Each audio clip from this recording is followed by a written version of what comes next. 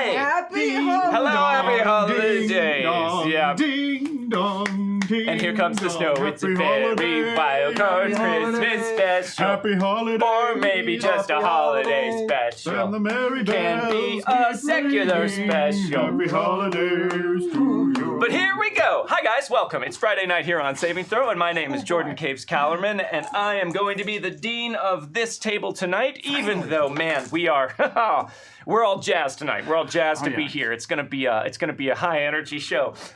So thank you guys for being here. We're gonna be playing Wildcards. These students here in the study group are gonna be continuing to explore the haunted and hallowed halls of academia at the East Texas University setting. Just happens that this month we're haunted by the ghost of Christmas past. Maybe. And we'll be using the Savage Worlds Adventure Edition rule set, and we're very glad to have you here. Welcome. Thanks for being here. Let's meet everybody here at the table, and also, I guess, well, some things have gone off screen. So really quickly, I'm going to run through some thank yous, just so we don't lose them. Owen Lean, thank you very much for the sub. He was the first person to sub tonight because he knows what we're doing. So thank you very much, Owen Lean. We'll talk more about that later. Obocop, thank you very much for the tip. I Shoot First 13, thank you very much for the tip. Appreciate it. Thank you. Kira the Braid, thank you for the resub. Philly Is, thank you very much for the resub. FD Every, thank you for the resub. Vampire 54, thank you for the tip. Shaylithia, thank you for the resub. Roxy Girls DC, thank you for the resub. I Shoot First 13, hey, you resub too? Wow, thank you. Lady Amago, thank you for the tip and for the resub. And the littlest in a bun, thank you for the resub. Also, Octane 2001, Bastion Fields, and Vampire 54, thank all of you for the resub. And hey, Dirk Portley too, let's throw him on there. Dirk Portley, thank you for the resub. Yeah, no problem. All right, that's all of that. Let's meet our players here at the table. Guys, what I would like to hear from you tonight is your name, your character's name, a brief physical description of your character, and your character's feelings on the holidays. Oh. Somewhat succinctly, if possible. If you have a long, drawn-out holiday-related thing, that's something you could probably slip into tonight's game instead of right up top. So, who would like to go first? I'll go. All right. My name's Dom Zook, and I play Ron Tagath Stevens, who is an athletic build, just under 6 feet, blonde, blue eyes, and yeah, kind of looks like Captain America. Anywho. Without the costume on. Without the costume. Naked. He looks like Captain America naked. Constantly naked. It's really difficult. This is how I've always pictured him. Yeah. I can't picture him any other way. Everyone has. I've tried. Oh, how I've tried. The holidays. What does Ron think about the holidays? Well, Ron, Was last year your first exposure to the holidays? Yes and no. Last year was the first exposure to Christmas, although he's seen some things, he's seen movies and stuff to know that Christmas is a thing that happens, but he didn't really know when. However, the compound has holidays in December. They basically have taken over, just like Christianity took over from pagan holidays. The Ron Tagathians have taken over from Christian holidays, and it's all come back full circle. And there are some similarities to Christmas, but it's there's no Santa Claus, there's no little drummer boy or anything like that. There is a star, though. There's a star. That's about it. Santa Care. Thank you very much for the tip. Is it supposed to be like a red burning star in the sky or something? Yeah, it's basically from a dimension untold. There's a star, and perhaps things come from this star. We don't really know. Sometimes they do, sometimes they don't. Yeah. And that's the magic of the holidays. So, thank you very much for sharing that with us, Ron Tagath. Gunslinger Andy, thank you very much for the resub. Who would like to go next? I'll go. Take it away. Hi, my name is Jordan Pridgeon, and I play Josh Sawyer, who just goes by Sawyer. And Sawyer is he's kind of thin and gangly, dresses a bit like a hipster with like I've described him before as looking a bit like Jughead from Riverdale, because he always also kind of has like the hasn't slept well look for the most part. And He likes Christmas, but he feels like he should not like Christmas, if that makes sense. Yes. Like there's a lot of things. It's like, oh, Christmas is commercial and it's used to manipulate people and stuff. But he still kind of likes Christmas. So that's kind of his opinion. That sounds like a very accurate hipster college student point of view on Christmas. Yeah. I dig it. I dig it. All right, jumping across the table. Who wants to go first over here? I can go just to keep the line. All right, let's keep it in a line. Hi, I'm Meghan Caves and I play Adelaide Blackwood. Adelaide's main physical description is mousy. Mousy. Yeah, mousy. But yeah, she dresses pretty eclectically. She has lots of fandoms and there's nothing else, just mousy. It's a gif. And she wears kind of her fandoms eclectically. She just likes to wear what she likes. Kind of like a toddler, but she's not like a toddler. But I've used that expression before. A mousy toddler. This reaction. She's not like a toddler. She just dresses like I've never heard you say that. I have said it before. She dresses like an adult toddler, and that's okay. And what are Adelaide's thoughts on the holiday season? She loves the holiday season. She just gets into the festivities of it. She's not so concerned with like the tradition of it per se, but she just enjoys the energy more than anything. And she likes giving presents and getting presents and Can I guess her favorite holiday carol? okay. Is it Jingle Bells? That does seem like one. Because I feel like Adelaide is going to be exceptionally jingly tonight. And then, last but not least, here at the end of the table, we have straight from Men's Warehouse to your eyes. Hi, everybody. I'm Grav Galati, and I play Calvin Everett Jr. Calvin's physical description is... not It's mousy. not mousy. I know, but I did yours, so you could just do mine. You just said mousy. I did the rest of it. His is like, tough guy wants to be cool. Tough guy wants to be cool. Tough guy wants to be a cool guy. Couldn't have said it better myself. Oh, you're a tough guy? Want to be a cool guy? Exactly. Dom gets it. You get to pick one, cool or tough. Uh-huh. But I want to be both, and that's the struggle. Yeah. Yeah. Struggle's real. Yeah. Calvin's Christmases were actually idyllic for him. He grew up in a household that was very well-to-do, so every Christmas he got exactly what he wanted and then some. And then his parents got divorced early on. Maybe he was like 7 or 8. I don't remember. But he, at that point, was depressed. It happened near Christmas, so he was like, does that mean no Christmas? And they're like, no, that means 2 Christmases. He's like, what? 2 Christmases? This Double is great! Christmas. And both parents have to fight to see who has the best presents. And it's always his dad because his dad has the money. But his mom makes like delicious food for the holidays. And he considers that the best present of all. But never tells his dad because then he'd stop getting good presents, like the money presents. You're like, both have a place. Yes, yeah. That's the important part. One's for my heart and one's for my wallet. Yeah, that's Calvin's Christmas. Calvin's got it all figured out, man. All right, thank you guys very much for those answers. I appreciate it. As like a Narnian, thank you very much for the resub. And also on that note, guys, welcome. If you've never been to Saving Throw before, hi, we are it. You are watching it now. And we subsist largely thanks in part to the support of our viewers and fans. So if you guys are having a good time, if you like what you're seeing, or you like some of the other stuff we do here on Saving Throw, and you want us to continue to grow and develop and bring more content to your eye holes, which we will be doing very shortly, then please do consider tipping during the show. It means a lot to us, and it does help us keep everything running.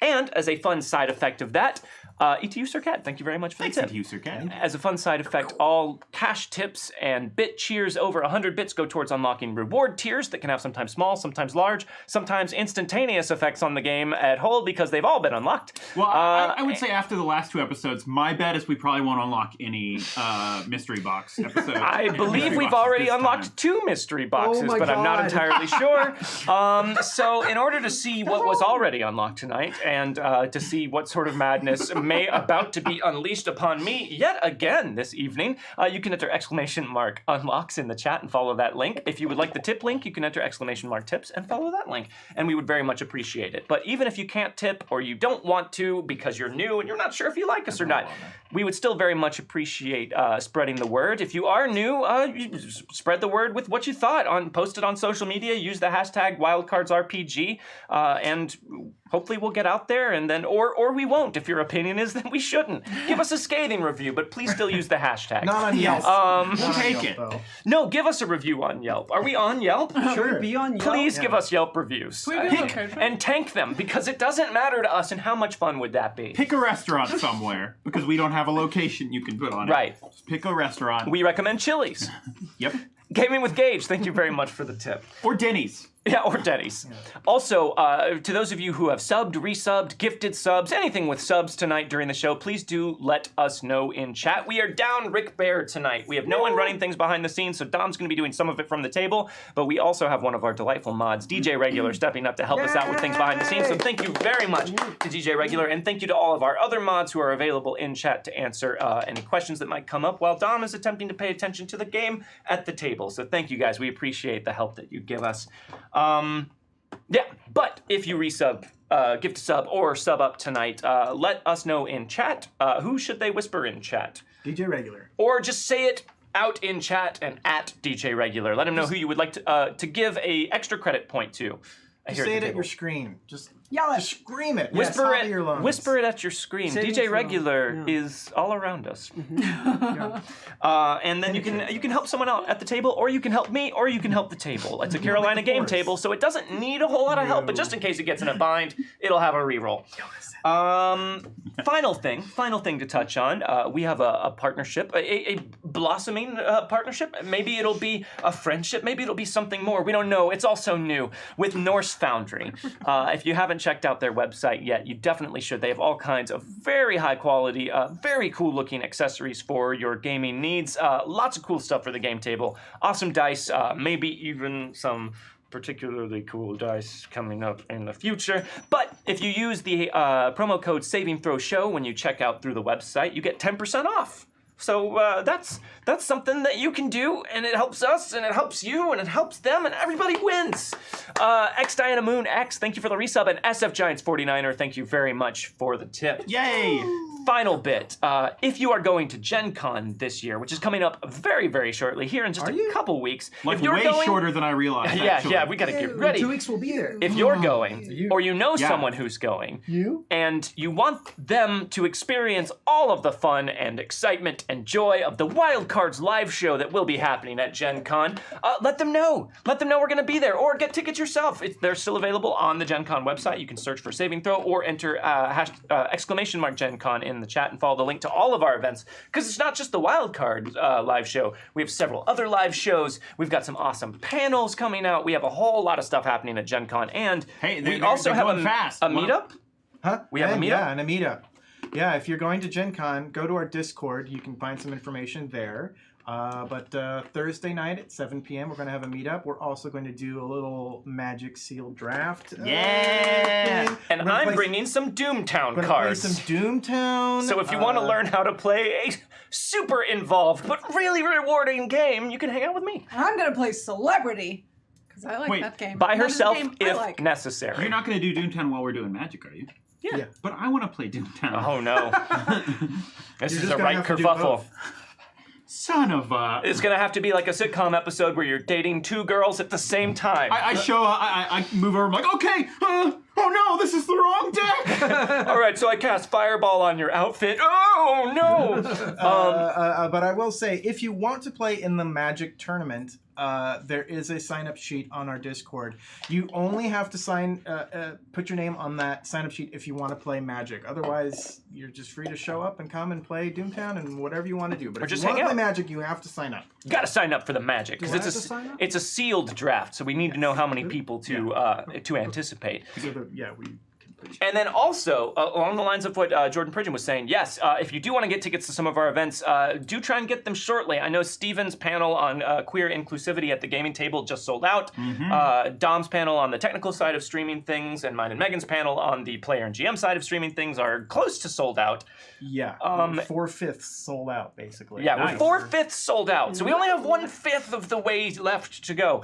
And also, all of our live shows, the tickets are still up and selling as well, so make sure you get yours before it's too late. And if the Wildcards live show is anything like last year's Wildcards live show, it will be very fun. So you don't want to miss it. No pressure. All right, all of that having been said, guys, I think it's time for class to be in session. But it's the This holidays. is the holidays, yeah. It is the holidays, but class is still in session for reasons that will become clear momentarily. But first, let's hand out some bennies to everybody. Hey! Ding, ding, ding, ding, ding, ding, ding, ding.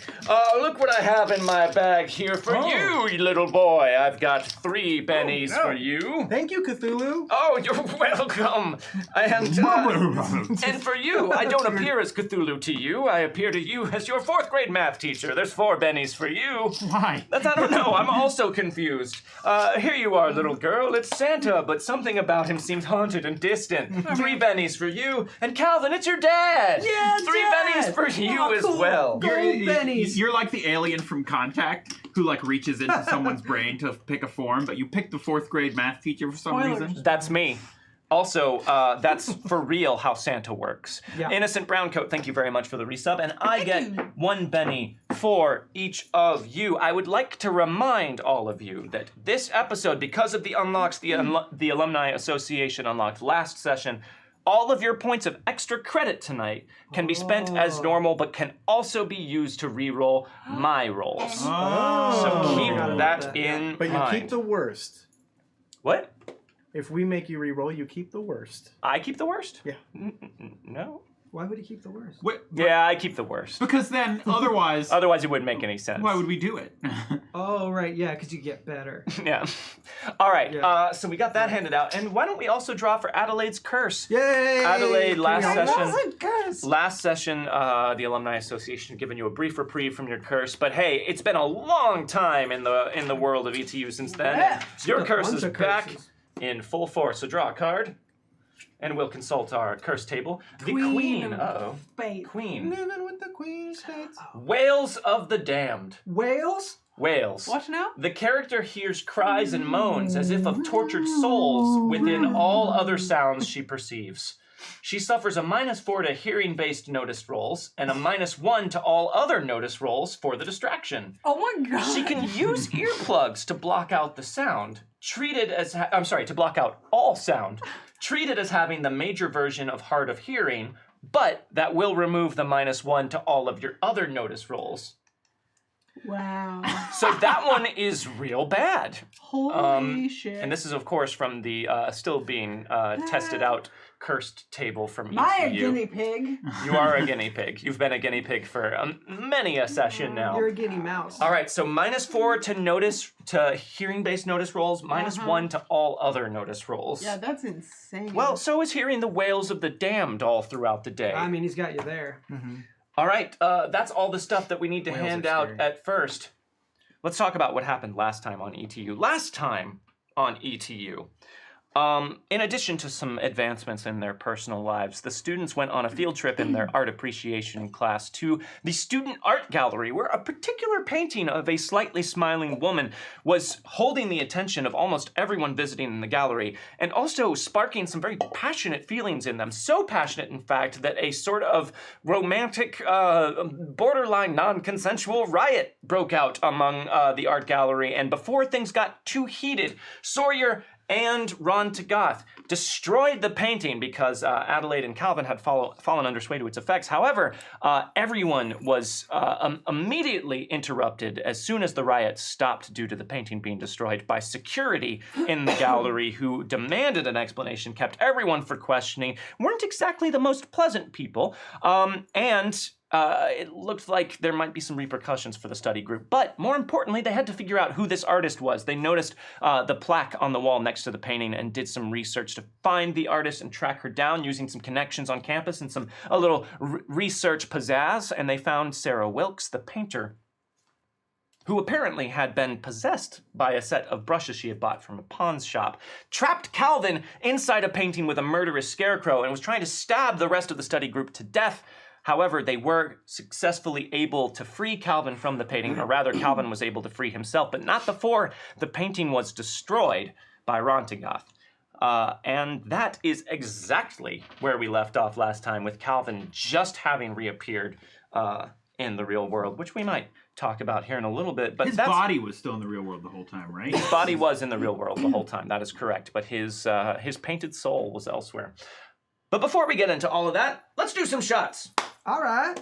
Oh, and it looks like some people are wanting to know how many cards are left in the mystery box. Guys, we have gone through the mystery box. I still have, and I guess this is important to point out, I've got 4 mystery box cards on the table right now. Some more coming up, I think. And the whole entirety of all of the cards that I have made and have been submitted by the community have been reshuffled back into the box. So the box is re-upped in full. Holgaff, thank you very much for the resub. Let's do some shots. Everyone raise your red solo cups. But there's no way they could go through all of them. Or the Ripley. Impossible. Thank you very much for the tip.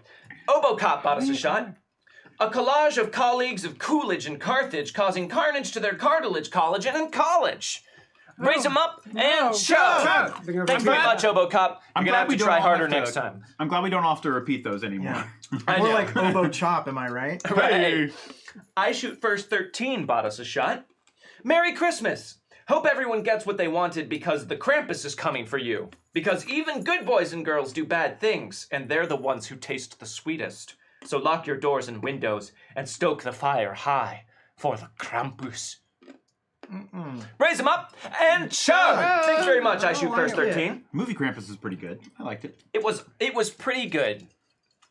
It was all right. Yeah. It wasn't what. Yeah. Could have been better. Hear me out. Peter Stormare as Krampus. Yeah, absolutely. I would cast that man as the Brady Bunch father at this point. I just want to see him do it all. Hear me out. Peter Stormare as the Brady Bunch father. Okay, yeah, I'm into that. I don't think it's going to work, All though. the Brady Bunch. Got it. Nutty Professor style. The Stormare Bunch. BSB Care bought us a shot. Making up for last week as I was in New Orleans with my friend Hurricane Barry. Ugh. Oh, good. No worries, just a little wind and rain. Anyway, hashtag break the teen. Raise them up and chug. Emphasis mine, not BSB Cares. Thank you very much, BSB Care. Break that dean. Guys, Break we that might have dean. more shots Break coming that in. dean. You'll have to be patient because, as I said earlier, Rick Bear is not behind the scenes, so DJ Regular and Dom are splitting some duties up. So thank you very much again to DJ Regular. But things might come in a little bit slower since we're doing it a different way tonight. But oh man, do we have so many points of extra credit to hand out. Woohoo! Woo! All right. First, Evil Dice Monkey would like to give 1 point of extra credit to whomever Sawyer thinks is most likely to disapprove of him joining the Society of the Blind Eye when he knows nothing about it. You don't know anything about the society, but who do you think is most likely to disapprove? Who do I think would disapprove? Probably Adelaide, right? I think Calvin wouldn't care. Ron wouldn't know enough about like that sort of thing. He'd be like, oh, whatever, I'm part of a cult. Sure. But Adelaide could see the potential, like, You don't even know anything about these people. All right, so that goes to Adelaide from Evil Dice Monkey. Thank you. Pirate Ninja Monkey, thank you for the resub. From the girl who was like, I'll be in this secret special reserve Sure. society. Stick my hand in fire. I don't think you'll disapprove. I think you're more likely than them. Owen Lean would like to give 4 points of extra credit to me, the Dean. Dean.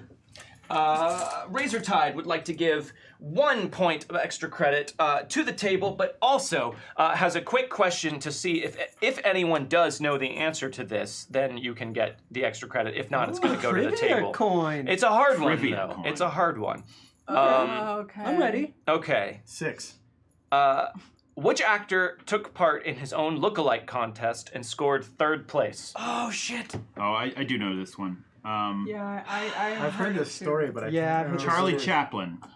Oh no, Groucho Marx.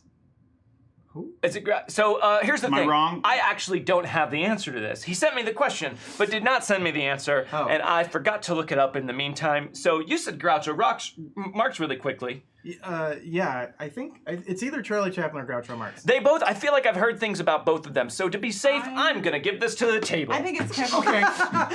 But Kevin great, Bacon. but really good attempt. And maybe it was Kevin Bacon, and we'll never know. All right. Thank you very much, Razor Tide. 54 Aqua Snakes would like to give 1 point of extra credit to Ron. Yay! Kira the Braid would like to give 1 point of extra credit to Adelaide. Thank you. Philly Is would like to give 1 point of extra credit to Ron. Yay! FD Every would like to give 1 point of extra credit to Sawyer unless the Dean has fewer rerolls, but I don't, so it goes to Sawyer. Yay! There you go, FD Every. Yay! Thanks, FD Every. Saylithia would like to give 1 point of extra credit to everyone. Yay! Calvin, Adelaide, Sawyer, and Ron. Thank you. I'm fine with keeping it a table reroll, but I'm right. You were right, it was Charlie Chaplin? Yes. Okay, I thought I had heard that, but then he said Groucho Marx, and I was like, yeah, maybe I heard that too. I wasn't entirely sure. I knew it was like one of those like older, very well, like had a look comedians, had an you know? established look, yeah. Roxy Girls DC would like to give 1 point of extra credit to Ron. Thank you. Yay! Lady Amago would like to give 1 point of extra credit to whoever, to which member of the study group has the next birthday. What? So your where character's are we in group, time? your character's birthday, Oh wait, character's birthday. your character's birthday. It's not. It's not. Because we Alan. did all talk about our character's You know, birthday. I think you mine's made in yours May. your Mine is birthday. also in May. No, Nice. I didn't. I made mine specifically not my birthday because everything else Is was it me. your same I birthday? don't recall. But I what don't made remember my what birthday. it was. Let me see if I wrote it down. Do you remember what days in May? 13th. May 2nd. All right. I So- think I made mine like October, so we'd be past it. All right, so I think it's going to go to Calvin. Wow, really? May Cool. 2nd as I'll the take next it. one. There you go, Calvin. Wait, October would be the next one. That's No, Nope. we're in December. We're now. in December in right the now game. in the game. Oh my god. I know, it's confusing. The littlest in a bun would like to give 2 points of extra credit to me. Thank you very much. I feel like we have a connection. Octane 2001 would like to give 1 point of extra credit to Calvin. Yay, thank you. Bastion Field would like to give 1 point of extra credit to Calvin. Yay, thank Hey. you. Vampire 54 would like to give 1 point of extra credit to each player. Yay. One for Ron, one for Thank you. one for Sawyer, one for Adelaide, one for Calvin. A spiky one. So tiny. Gunslinger Andy would like to give 1 point of extra credit to Sawyer. Yay! Thank you, Gunslinger Andy. As like a Narnian would like to give 1 point of extra credit to me, the Dean. Dean. Thanks, guys. X Diana Moon X would like to give 1 point of extra credit to Adelaide. Oh, thank you. Adelaide. Innocent Brown Coat would like to give 3 points of extra credit to the table. Yay. 1 point of extra credit to me, the Dean. Thank you very much. Holgaff would like to give 1 point of extra credit to the table. And Pirate Ninja Monkey would like to give 1 point of extra credit to Adelaide. Oh, thank you. Yay! You guys, I did it. I did it. And We have record another. time. We have another shot. Raise your red Okay. solo cups. Shot. I'll give my 2 to the table. Oh, okay. And 2 from Dirk Portly to the table. Orp the Gripply bought us a shot. To Christmas in July. To Ron Stevens in a bowl game. And to all Wildcards finding a benevolent talisman in their stocking. Ooh. Raise them up and Word chug! up. Thanks very much, Orp the Gripply. Also, we have unlocked all of the rewards, so let's do that. Yay! Ghost in the Network, thank you very much for the resub. Thank you. Welcome back. Wait. The go- first story reward tier has been unlocked, which is called Oh Ravens Fight, which we will come back to in a moment. Thank you very much, Alumni Association. We have also unlocked the Conviction of Youth. Youth. No, I'm kidding. It's draw. It's a meme at this point. Draw. Yay! Saw ya. What'd you get? I got Adrenaline Surge. Whoa, he went Matrix on him. Your hero gets an additional and immediate turn, including new movement. Whoa. sweet. Dope. Holy cow. I feel like I haven't noticed that one before. We've come upon that one at least. We have Whole new also turn. unlocked the Conviction of Youth, Youth, baby. which is also going to Sawyer. Hey, I'll take it. Hey. You can add that D6 to any roll you make tonight. Dope. We have unlocked a cheat token for the table. This cheat token functions as a table Benny or as a clue or hint about what is going on, should you need it, from me. Really needed last. It was helpful. We have also unlocked super another limited. draw. Yeah. I'm so sorry, Adelaide.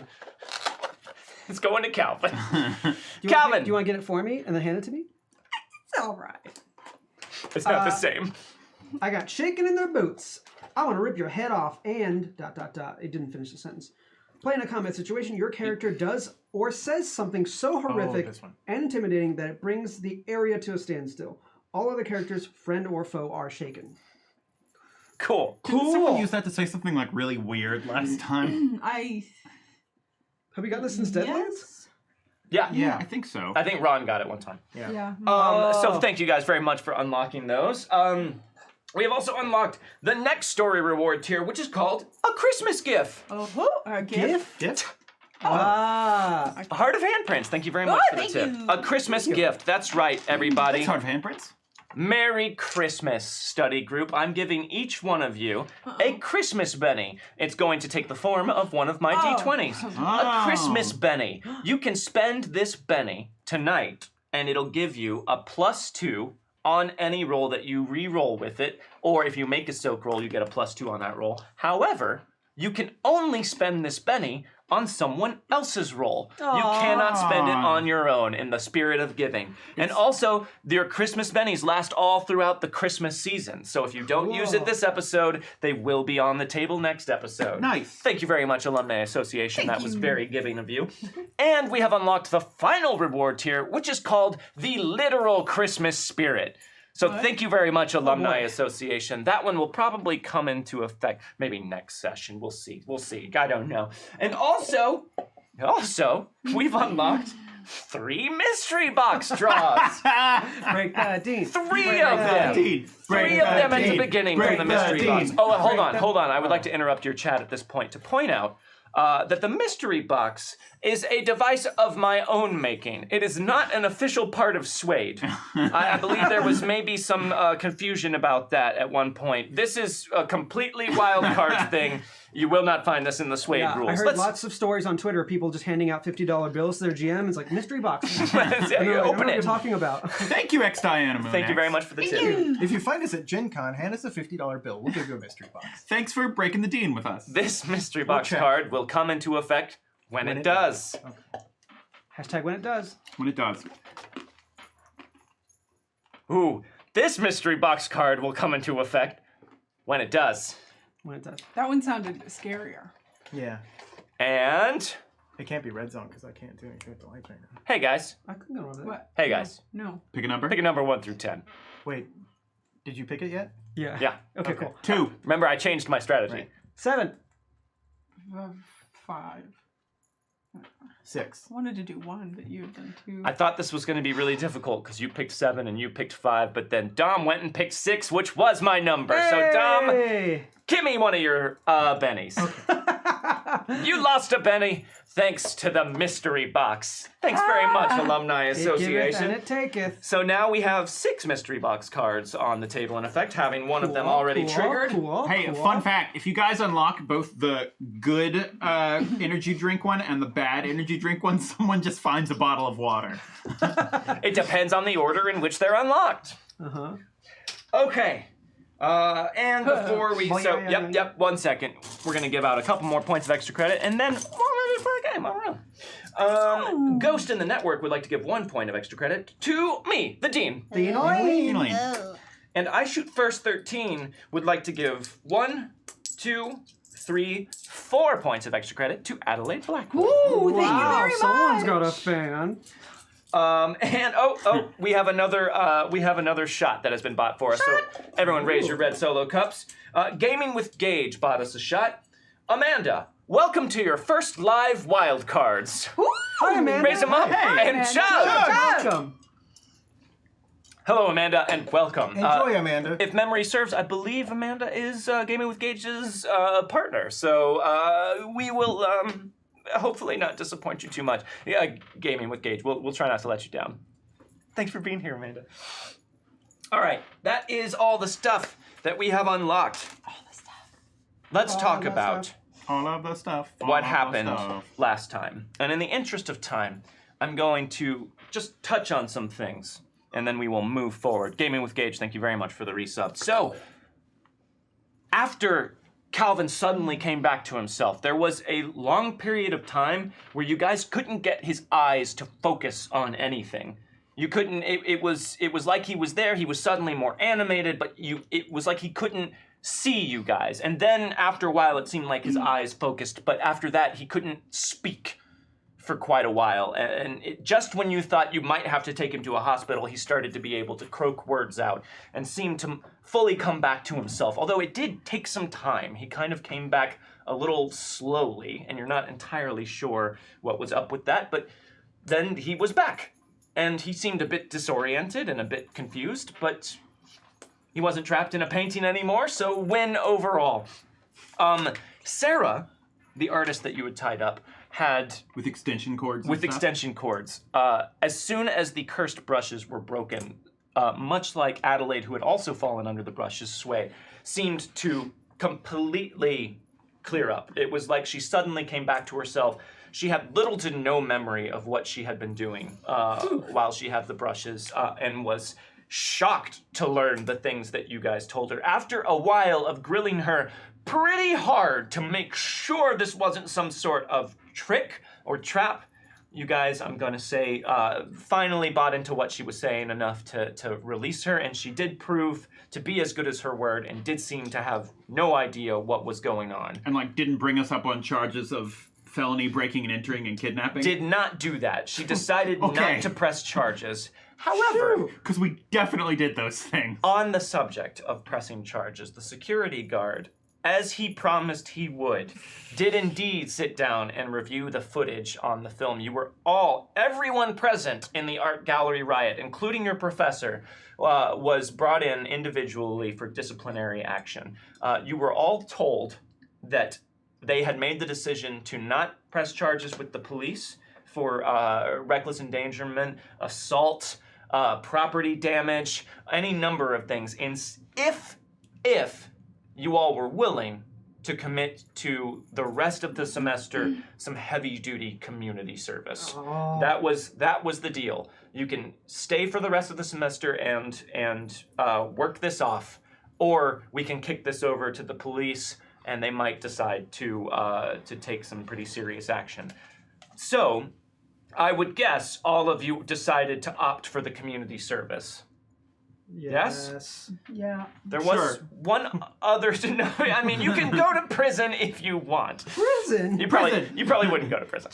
Wildcards prison trip.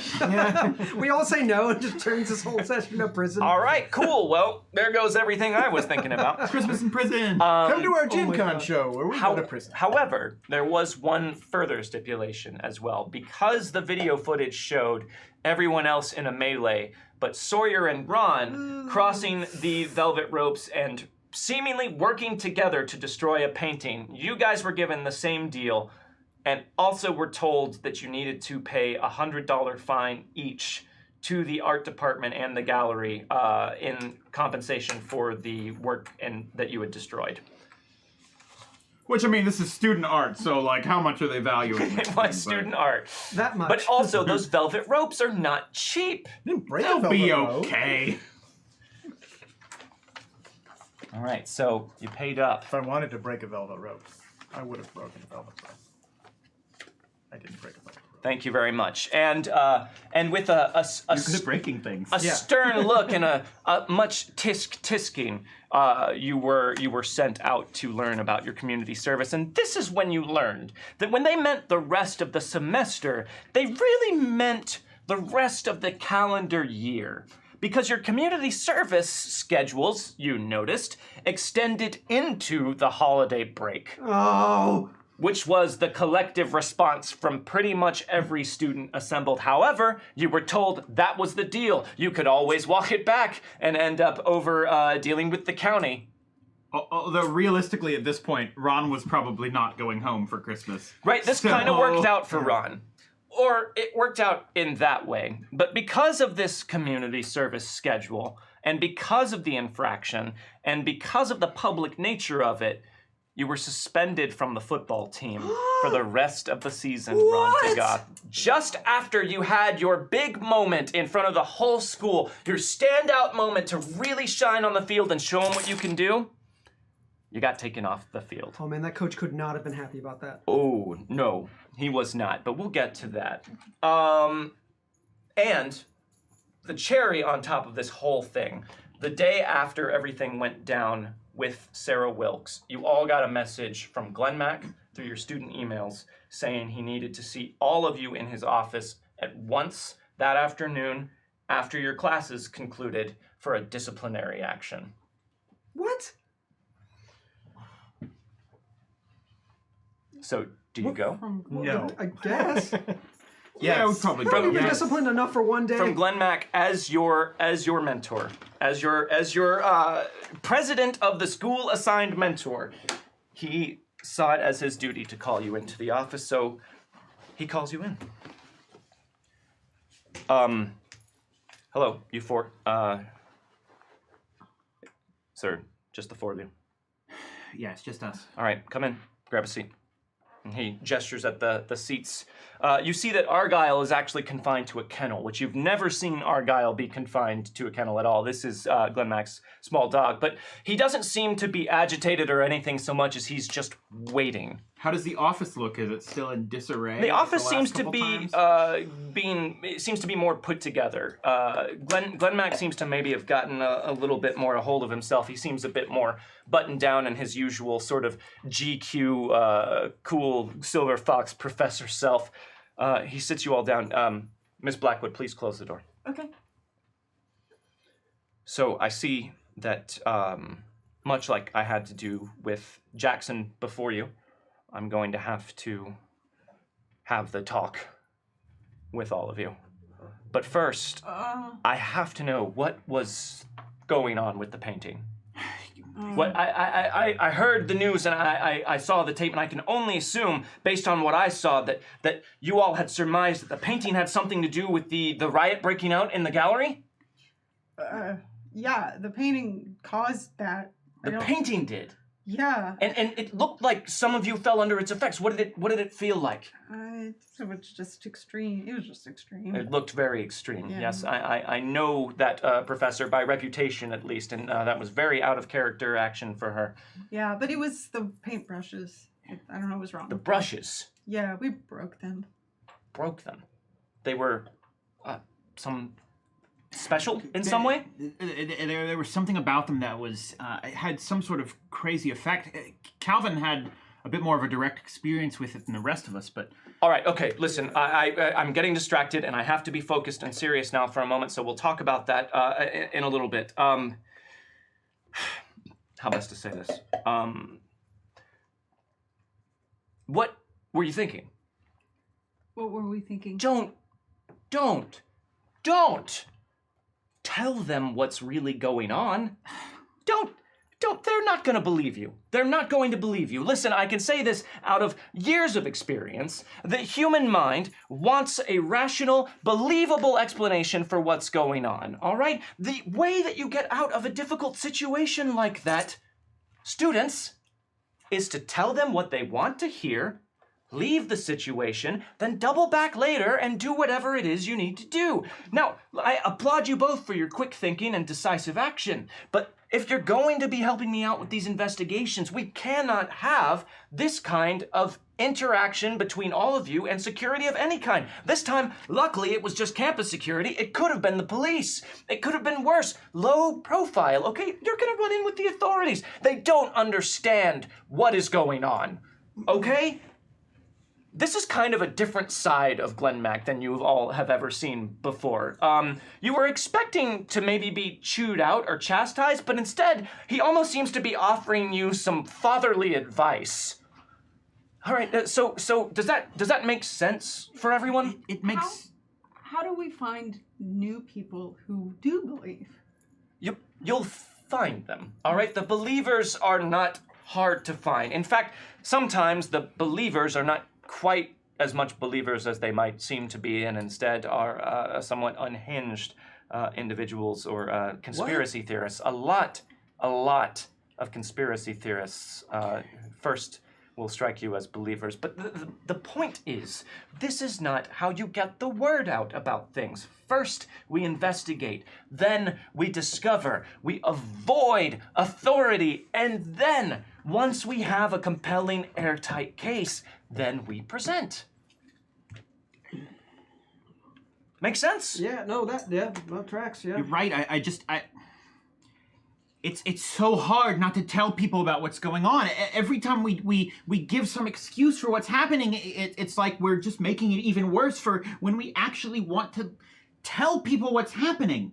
Surely there's got to be more people out there who want to know the truth. There are some out there who do want to know the truth, Sawyer, but there are many, many more who just want to go about their daily lives. They are more than happy, I think you'll find, to look the other way if you only pay just a little bit of lip service to things being normal or rational. They'll let a surprising amount of things slide just to not to have to look too closely at things. I had to have the same conversation with Jackson. He was once young and idealistic and driven like the four of you are, and I had to have this realization myself. You have a choice. You can be one of those conspiracy theorists who is out there yelling the truth as far as you know it upon deaf ears of people who write you off as a lunatic or just a person off their medication perhaps, or you can be legitimate, serious, somewhat legally gray paranormal investigators. Yeah, I mean, they're probably better off not knowing, right? Like, some people don't need to know that. I'm gonna pretend like you didn't say that, but Well, I'm just saying, some people don't Sure. handle this shit as good as we did. I didn't handle it good. Remember last year, I was like, I don't want to deal with any of this shit. I Well, just kept on coming up, and I didn't have a choice. sorry, you didn't handle it well. Yeah, sorry, teach, whatever. Does that make sense? Yeah, Yeah. Do I have your understanding on this? cover our asses, basically. Yes, cover your, and that's for your own good too. You're no good to anyone if you're in jail or detained. All right, you have to be able to move. Sometimes act quickly. Some of these things are dangerous, and not everyone is equipped to handle them in the way that the four of you, despite my better nature, are rapidly becoming. And again, I apologize for all of you being involved in something so dangerous, but as you should at this point be well aware, this is not business as usual in the area. Things are escalating for reasons that I still don't understand, but I need to know that I can trust the four of you to go out there and keep your heads down and get the job done. yeah, it doesn't feel right, but it does make sense. And if you do get in trouble, call me, and I will do my best to help bail you out of the situation. I've had to do it many times for Jackson. I had to have it done for myself. It's a rite of passage, in a way. If we're going to be working together, I just wanted to lay that out on the table. Yeah. Okay. Cool. All right? Professor, I don't mean to bring up a sore subject, but have you heard anything from Jackson? No. No, and at this point, I think it's safest to assume that Jackson may have been among the Needler's victims. Well, I don't mean to be morbid, but if that is the case, have you considered trying that ritual?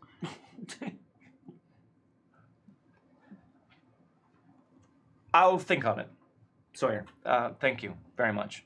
The ritual doesn't always work if the subject isn't willing. I know perhaps you've experienced this in your experimentation with it, which, again, I urge you to be careful, and should you find anything else like that, Miss Blackwood, please do bring it to my attention, or, I suppose, the attention of Miss Alvarez, although my warning stands. But I haven't gathered the willpower to attempt it as of yet, Sawyer, and I would recommend that the four of you avoid it as well. I don't think we can even afford to do it again. Yes, there is that. I don't want to talk to him when he was alive. It's a joke. He's probably fine. Read the room, Calvin. Sorry. In any case, we didn't have this conversation. And if anyone asks what happened here this afternoon, I gave you a stern talking to that made you feel properly ashamed and respectful of campus authority. And again, just focus on getting the job done. The fairness, the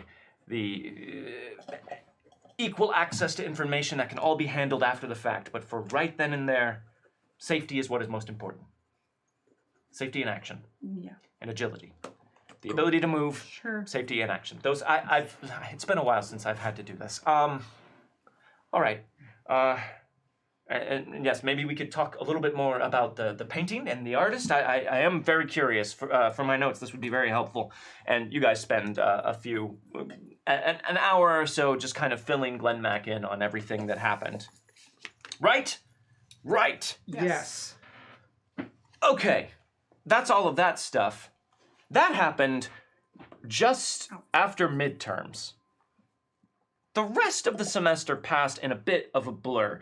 I say a blur because between your classes and all of the community service you had to do, there really wasn't much chance for anything else. A lot of your extracurriculars kind of got eaten up by your mandatory disciplinary action. So you guys have been very busy and keeping your heads down somewhat. However, you have, over the course of the semester, assisted Glenn Mack with a couple of minor investigations into campus phenomenon around ETU and the surrounding environs of Pine Box. But it's been small-scale stuff. The kind of thing that it's always supposed to be when he sends you out on these things, or when Jackson would send you out on these things.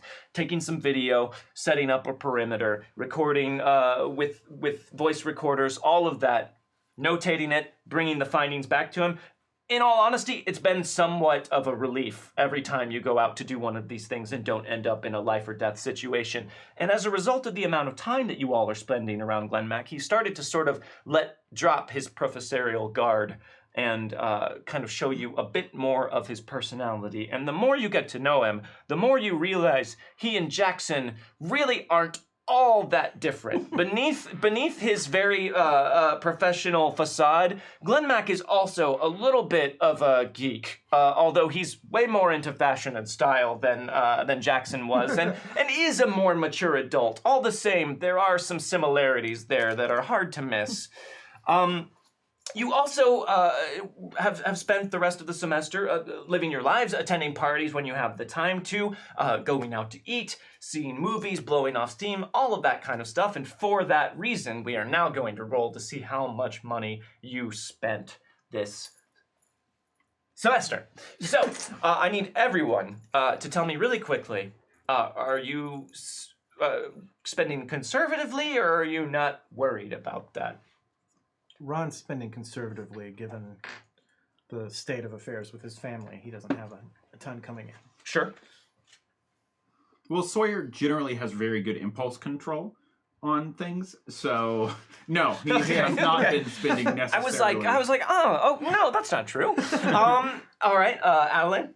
I think she's probably been spending a little bit not conservatively, because she spent more time with Lauren.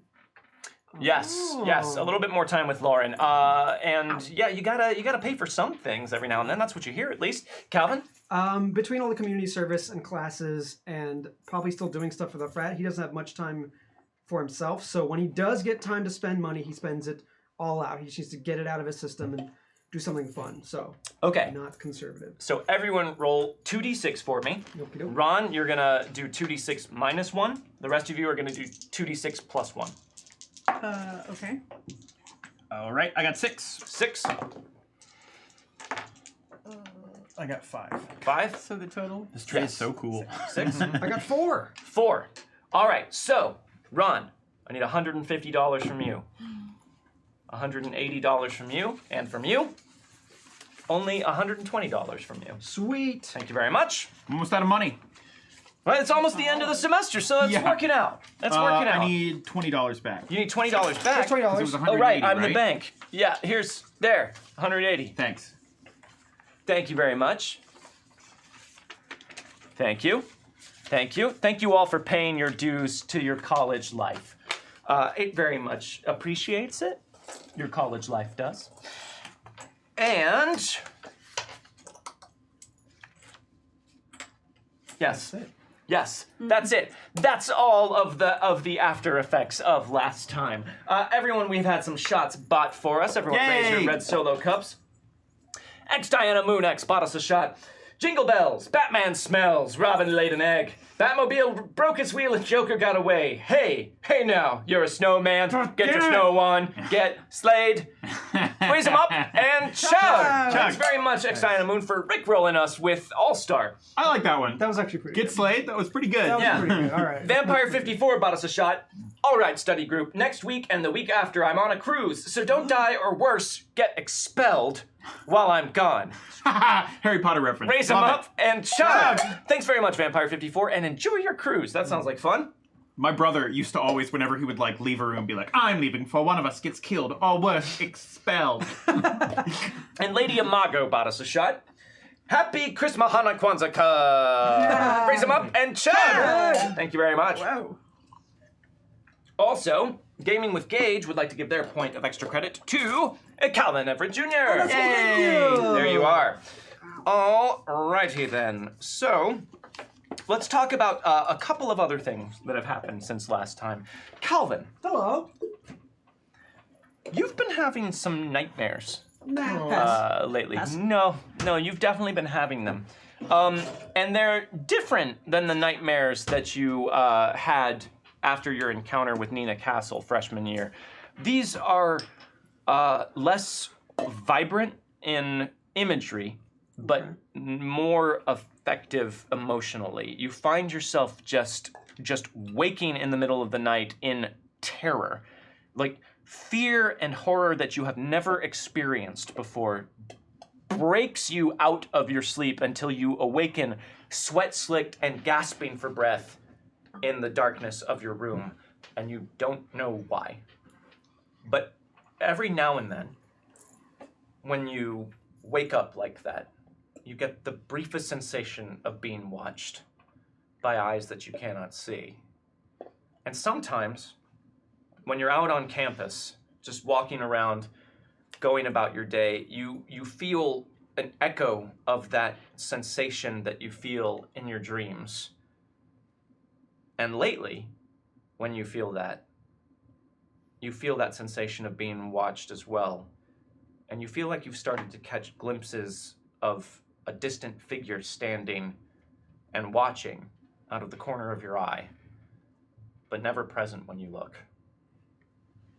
Cool. So that's been fun. Cool. Barrett, though. Barrett's been pretty cool with you since you took him to Six Flags. Phew.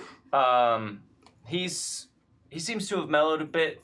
It's almost like he respects you a bit more in a way, and he's bummed that you have to stay here over Christmas break. Dude, I'm bummed you gotta stay here over Christmas break. I know, man. But It sucks. I got you something. What do you mean? I got you like a Christmas present, Oh. because we're buds. Yeah, I'm sure. What's in the bag, man? What's in there? No, I got you a hat. What, like a hat that's got glue on it so it gets stuck to my head? No, man, it's a hat. For real? Yeah, it's a hat. It says Twitch. Because it's like twitchy or something. I don't know. I bought it. Oh, so that website that shows those nerds on the internet. Oh, yeah, maybe. But yeah, anyways, you should put this hat on. Okay. All right, man. It's Christmas. I'll do it. Yeah, whatever. All right. Okay, so what he doesn't know is that hat is actually made out of biodegradable paper, so the first time he's wearing it outside when it rains, it's gonna just melt like all over him. He's gonna look like a total idiot.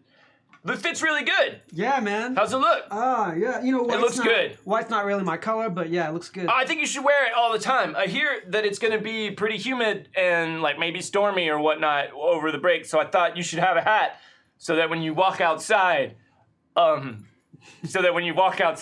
keeps the rain from getting in your eyes. That's cool. Yeah, man. Anyways, Merry Christmas, and he comes over and hugs you I'll give him a nice hug back. and gives you like the two pat, then a wait, then another pat. All right, bro. Yeah. Hey, man. Have a good holiday, man. I'll see you when you get back. Yeah, you have a good holiday. Yeah, and you should wear that hat outside all the time. You got it, man. I'll take some photos for All you. right, peace. See you, buddy. And he leaves. Ron, Coach was furious with you. Coach was furious. Coach was so furious that it's not pictured because I don't want to pop any blood vessels in my face. But Coach was furious. Damn it. And he let you know in no uncertain terms that as soon as this was done, he expected you to be back on the training field to get ready for next season. And to not screw around anymore. All right? Yeah. No more screwing around. Yeah. Stop screwing around! I'm not going to screw around. Stevens! I'm not screwing around. Stevens! No more screwing around. That's right! Now get out there and don't screw around! Right. No. Yes. I like how you said this wasn't going to be pictured and then couldn't resist. I couldn't resist. Oh, that's so good. And Dennis is waiting to say bye to you when you come back. Hey, so I'm gonna head home. Are you sure you're gonna be cool here with everyone gone? And Yeah. I mean, some of the other guys are here because of the whole community service thing. So. right, yeah. Which I still think is bullshit, by the way. I mean, like, from what you said, it sounded like, if you guys hadn't stopped that evil painting or whatever, stuff would be real messed up. So, Yeah, it was an evil painting. yeah, it sounded like it was.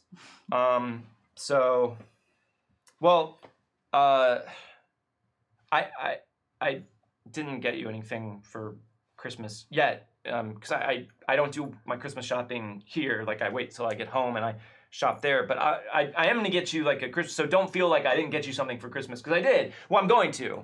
And then, You don't. I don't celebrate Christmas.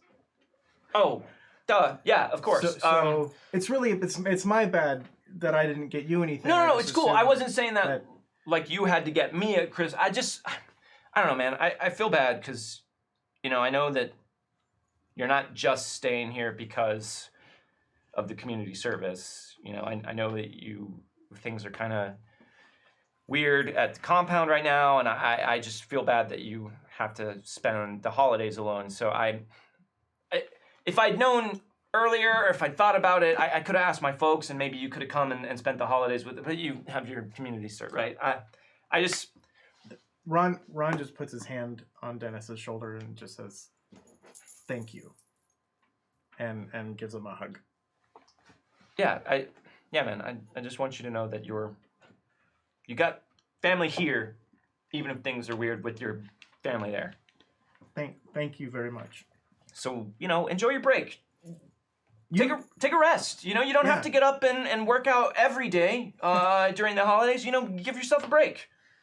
Let yourself go a little bit. It's the holidays. You can always get back into shape once the new year rolls around. That's what everyone else does.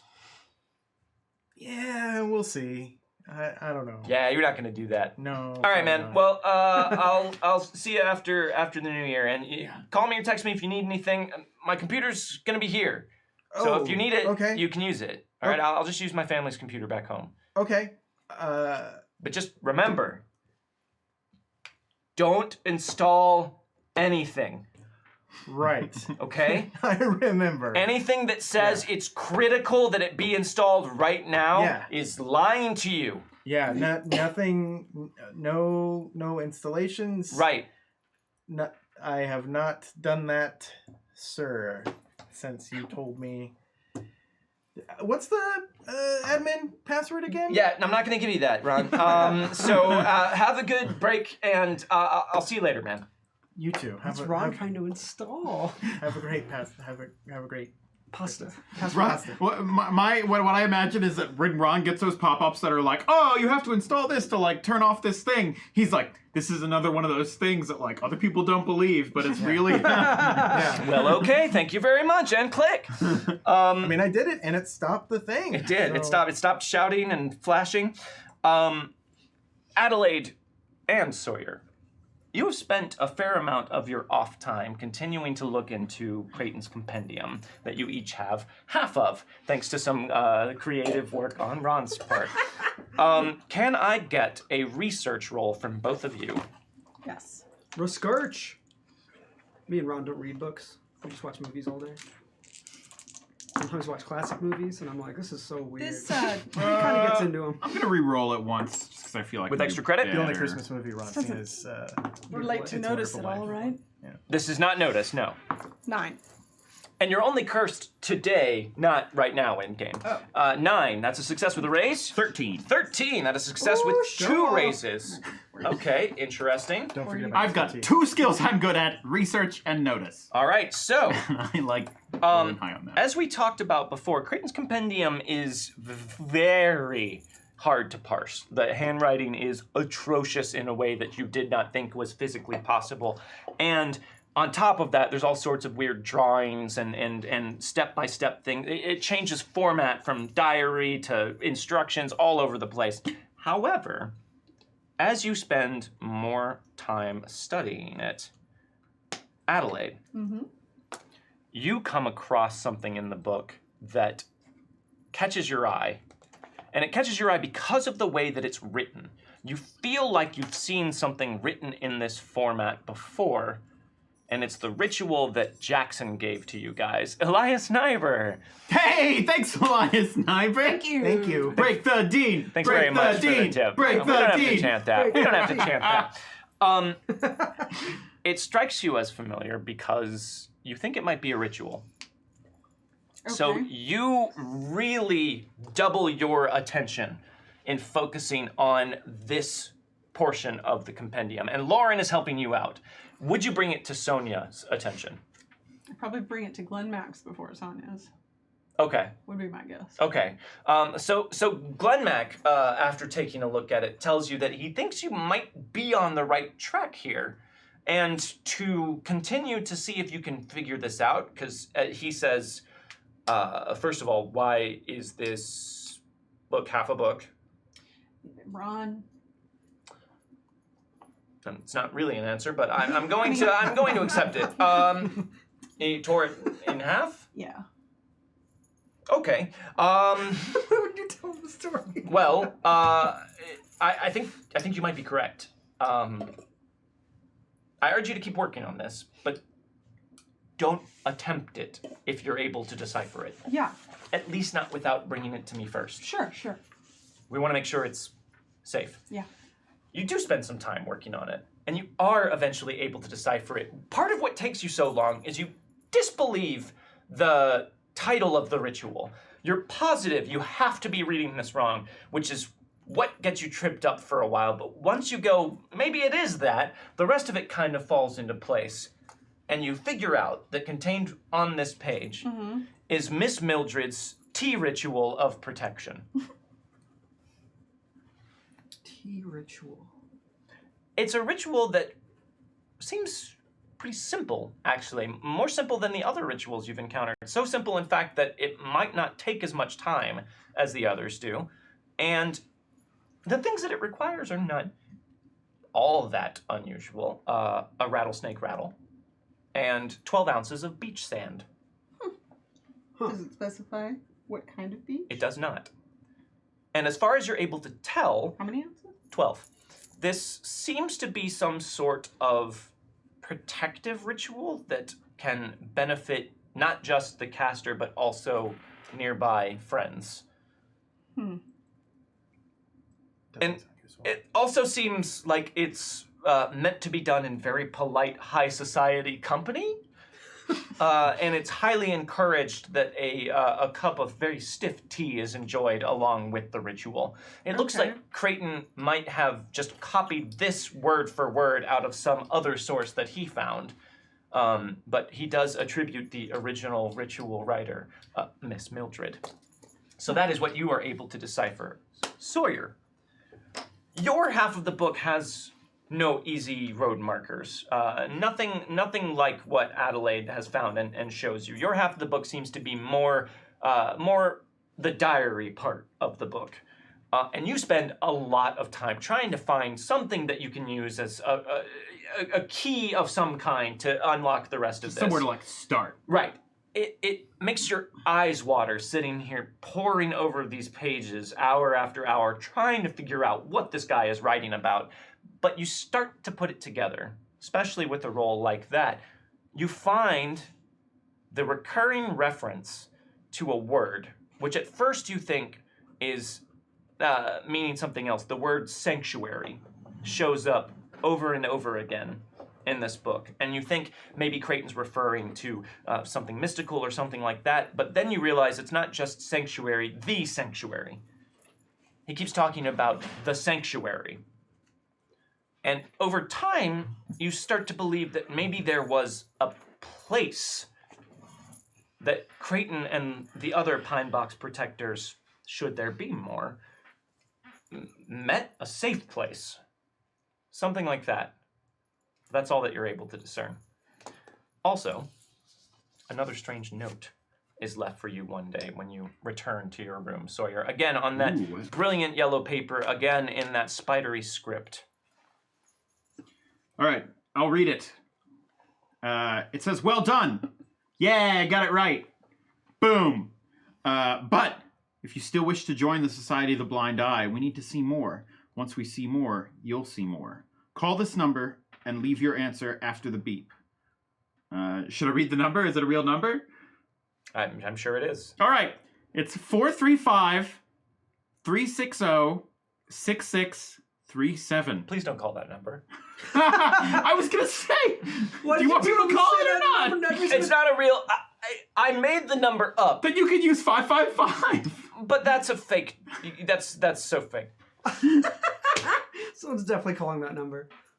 If you have me, you want to share me. If you share me, you haven't got me. What am I? And then there's a picture of an like Illuminati eye, which is pretty cool. So you find that in your room. And maybe at some point during tonight's session, you can let us know what you called that number and left as your voicemail. I already have a guess. Yeah? All right. Yep. Are you ready to commit to it?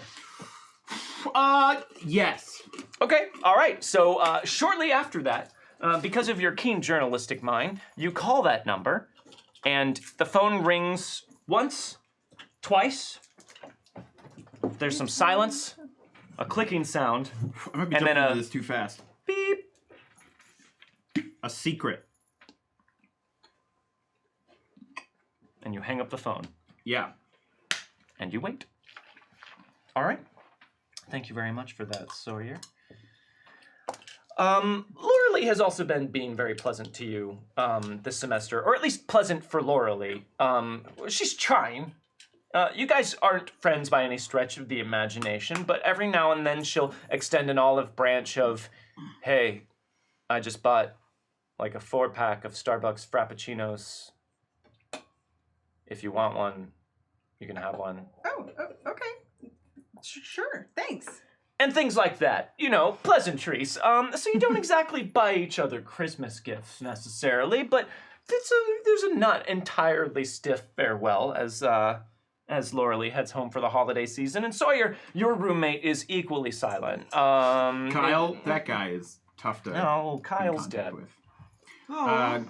Also, so Sawyer has, like, Sawyer and Laura Lee have, like, been in contact lightly through texting and stuff.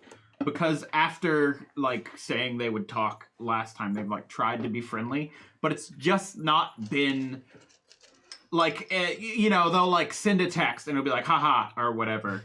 But then, in person, it always feels too awkward to, like, actually, Absolutely. like, talk. Absolutely. And yeah, in person, Laura Lee doesn't seem to be super willing to show her. She always has a thing to do whenever Sawyer is going to be around. I think it's probably mutual. Like they're both like, we should talk one day or something. And then whenever like it actually could happen, someone finds an excuse not to.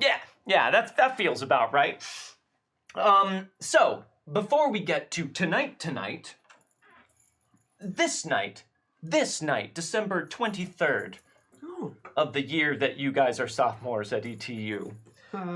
We should address this O Ravens Fight unlock that the chat unlocked. To get us all into the holiday spirit, guys, I thought it'd be helpful if we all sang the holiday fight song. Oh. Which is Ravens the fight song set to the tune of "Oh Christmas Tree." Wait, really? And it does work. I tried it out. All right, here we go, everyone. And a 1, and a 2, and a 3. Oh Ravens fight, oh Ravens fight. Art on the black and white. Oh Ravens fight, oh Ravens fight. Our team will own the night. Fear the fighting Ravens. Our mighty team does soar. Oh, fear the fighting Ravens when we make another score. Go Ravens. Go Ravens. And happy holidays to everyone. That was low, you 4 men. That was great. Oh, sorry. You could have harmonized with. You could have harmonized I with us. did.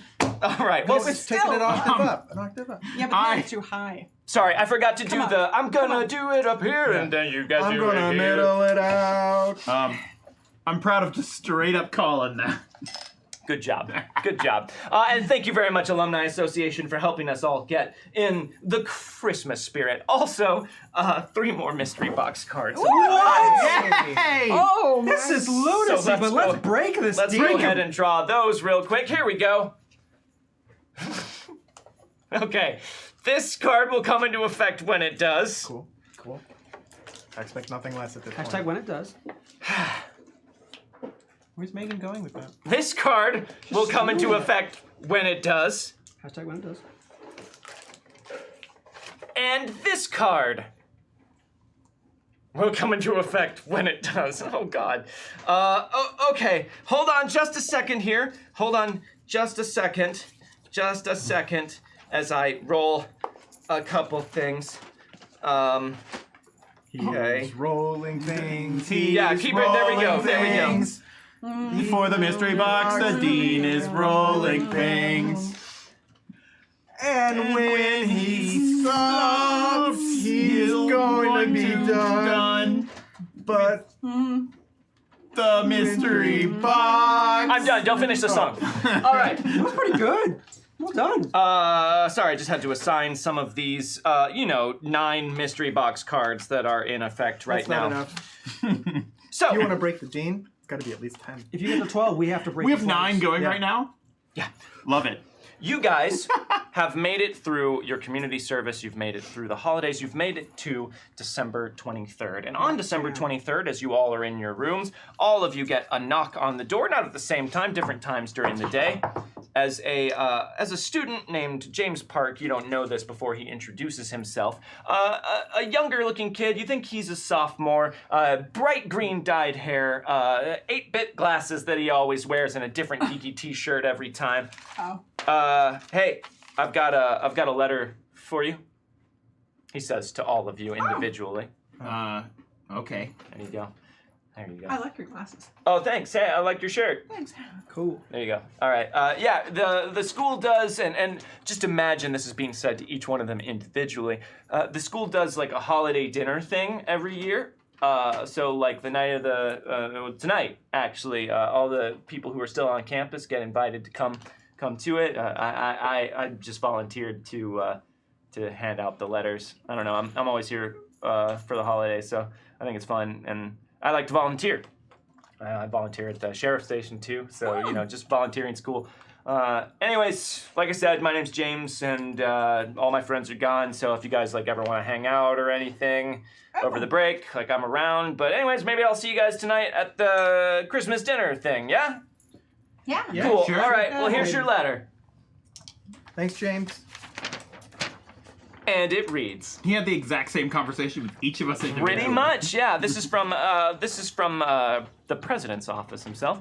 Dear student, we would like to invite you to celebrate a holiday meal in the Student Center at 7 p.m. on the 23rd of this month.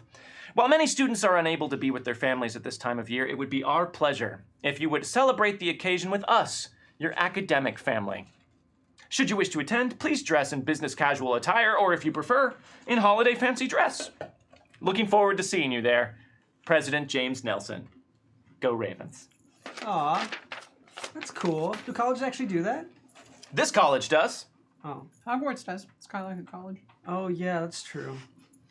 So, you guys planning on attending? The littlest in a bud. Thank you for the tip. Thank you. Yeah. Yeah. Adelaide will definitely go. No, hell no. I mean, Sawyer's not going. I'm definitely going. No, I'm going. All right. As long as Calvin's not going. We're enemies now. A lot happened in these past few months. However, we do need that. You're dating We do need your partying rolls, because even though the holiday Oh, yeah. season. Community service done? I'm wasted. Yeah, your community service is almost done. Oh, well, I'm You so get wasted. you get a couple days off for the holidays, and then you have to finish up before the new year. I celebrate for almost done as well. All right, so give me that roll. However, Uh-oh. the next party hard hangover roll Wow, what? That's very specific. is an automatic failure. No! And that one comes from Texan Sun. So both of you had something a little bit stronger than you thought last night. Maybe what you were drinking got spiked with something else. So you both are starting today with a hangover. I bet we got into... Cool. What I bet, my image of the situation is that we were playing beer pong or flip cup and we just kept winning. Not only that, you were playing beer pong with eggnog. I was going to say eggnog. Yeah. For sure. And it was Eggnog. way stronger than we expected because it's too sweet. You can't tell. Yeah. Absolutely. All right, so you guys are starting hungover, and that's one mystery box card down. I'm doing so good. Cool. Doing so good. All right, Oh. Lady Imago. thank Hey, you very thanks, much Lady for the tip. Marco. Break the deed. Okay, so far I haven't got any notifications. So, is there anything that you guys need to take care of today before you head to the holiday party this evening? Oh, yeah. I mean, sure, Adelaide, you've been hearing all of these screams all day since you woke up. You were having a nightmare that you were just in a dark place surrounded by shrieking darkness, flames on the side of your face, surrounded by darkness and screams. And when you woke up, the screams didn't go away. This is not the first time this has happened to you, Adelaide. It doesn't happen all the time, but you have had a couple of episodes like this in the past when you were younger. Oh. That kind of, okay. It's been a while, but it appears that they are back, and you realize this is just going to last all day. My favorite Christmas book is Adelaide Needs an Exorcism. Thank you very much for the tip, Elias Sniper. Please, Thank you. please don't let my face Break the deed. mean things that. Break 'em. Break 'em. But why don't you guys?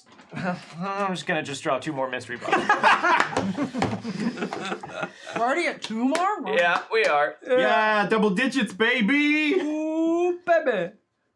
This mystery box card will come into effect when it does. It's like physically hurting him now. There's so many. And this mystery box card will come into effect when it does. When it does. You know what? This is like one of those logic puzzles that's like, Yeah. Jane is not dating someone who's over 6 feet tall. Yeah. The person with the size 6 boots cannot eat vegan It's not like food. that. It's so much worse. You need my Mysterium screen so you can. I put do, them on. actually. Oh, yeah, that'd little be great. windows, yeah. Anyways, anything you guys need to do before you head to the holiday shindig Yeah. this evening? I have to get really dressed up. Find all the Christmas things I can. Okay. Even though you're not at home and you don't have access to all of your normal Christmas things, you do have some things. And in fact, maybe if you were so inclined, you could have asked your family to send you a couple things since you knew you were going to be here for the holidays. Definitely. And whether or not you guys got into the details of that with your families in any great amount of degree is up to you. But I told them exactly what happened. okay, they're very disappointed in you. But you did get some Christmas things from them all the same. DJ Regular, thank you very much. Hey, for the thank you, tip. DJ Regular. Oh man, has your insider knowledge given you something specific to do with them? All right. And so you're getting dressed up. Mm-hmm. What are you wearing? Are you wearing business casual, fancy holiday dress, or Adelaide fancy holiday dress? I mean, Adelaide fancy holiday dress. I mean, she's dressed much like I am, and my idea that she just tried to kind of like, except she would have even more Christmas stuff than I do. You know, but everything Christmas she could find, she would put on. Okay. All right. So looking like the walking manifestation of a Christmas store, a 24-hour Christmas store. Like in a cute way. But In a like cute in way. a cute way. Calvin, I'm guessing fancy dress? Mousy Yes, way. he wants to be the nicest looking person at that party, like dressed to the nines, so everybody knows, like, oh man, this guy really likes Christmas. Calvin has some clothes. He has some style. Yeah. And Okay. he saw that guy who came in the door. Was like, that guy's not dressing up, so I'm gonna dress the fuck up. Okay. All right. Yeah. Sawyer? Sawyer dresses up pretty Yeah? well. Okay. Yeah, I mean, he normally wears like vests and stuff, but he actually like puts it together into a like more formal. He elevated a Togetherness. shirt with a vest. Yes. Ooh. Look at that. Mm-hmm. And Ron?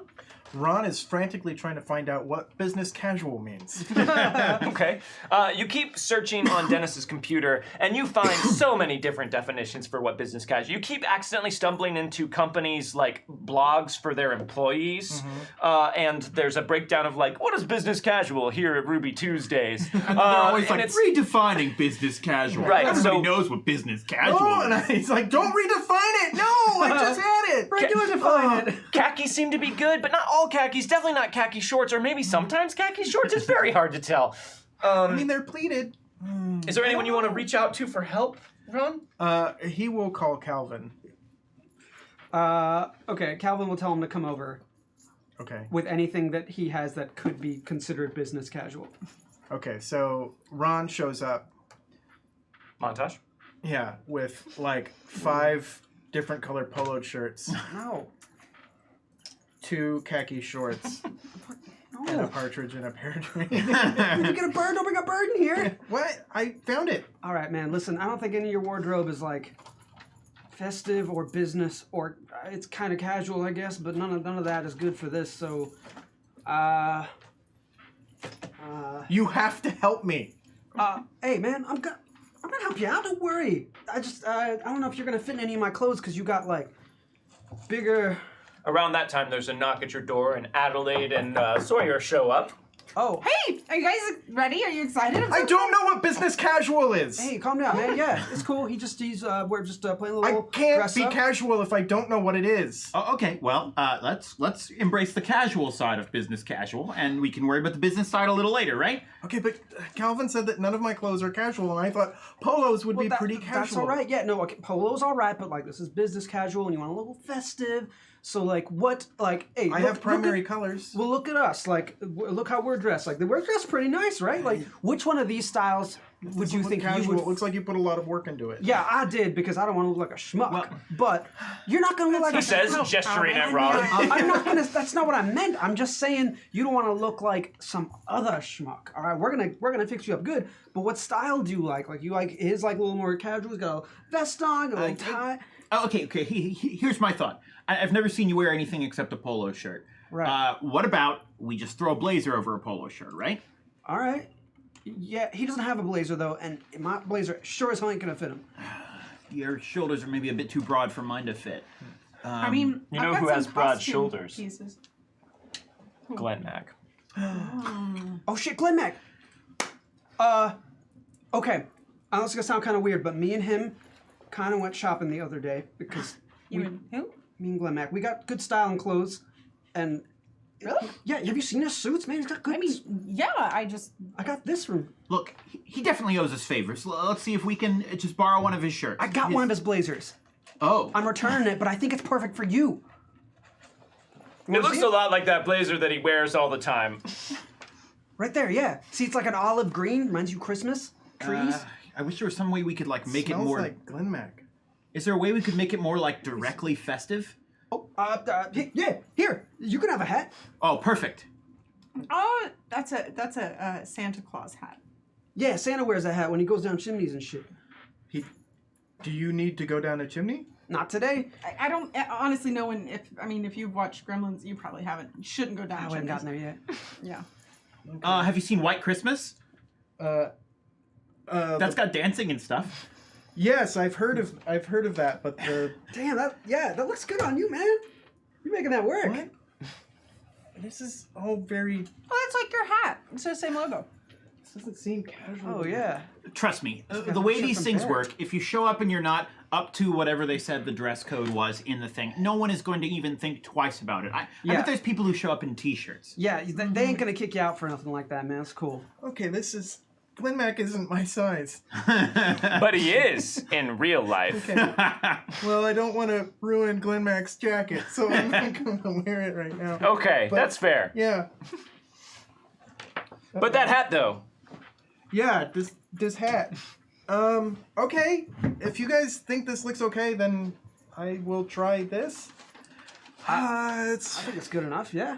Right. I think yeah. I think you look great. Thank you. All right. I'm just gonna go into my comfort hoodie right now. So now that Ron looks appropriately festive in his comfort hoodie, you guys it's about time to head over to the cafeteria, where, of course, the banquet is being held.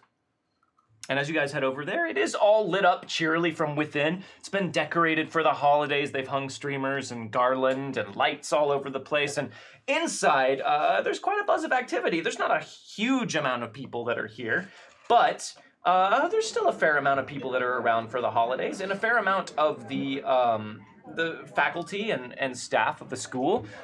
Joe Wookash. It's like a Joe whip. Thank you very much for the resub. 1 year. Thank you. Hey, thanks.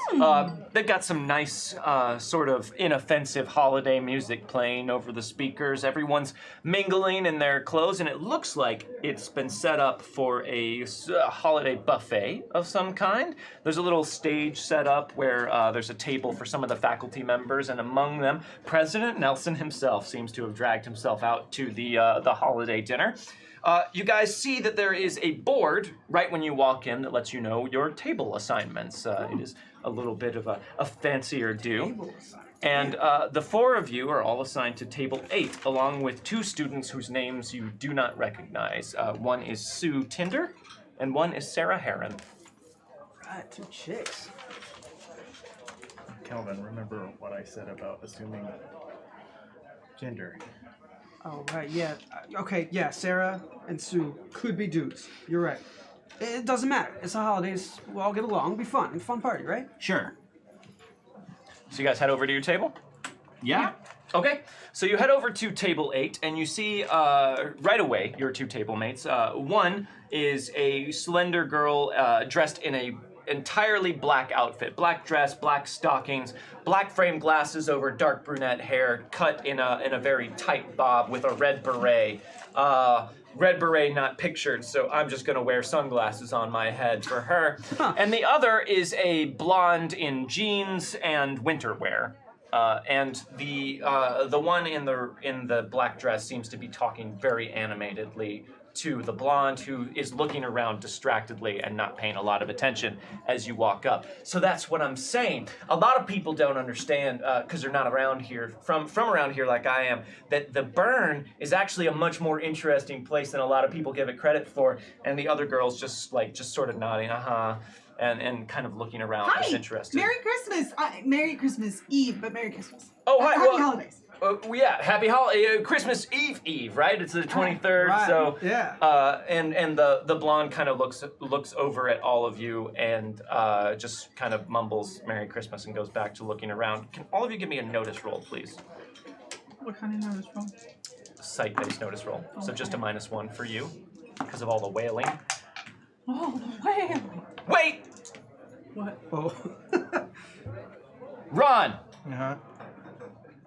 it's an automatic crit fail. Oh, Ah! wow. Calvin, Ah!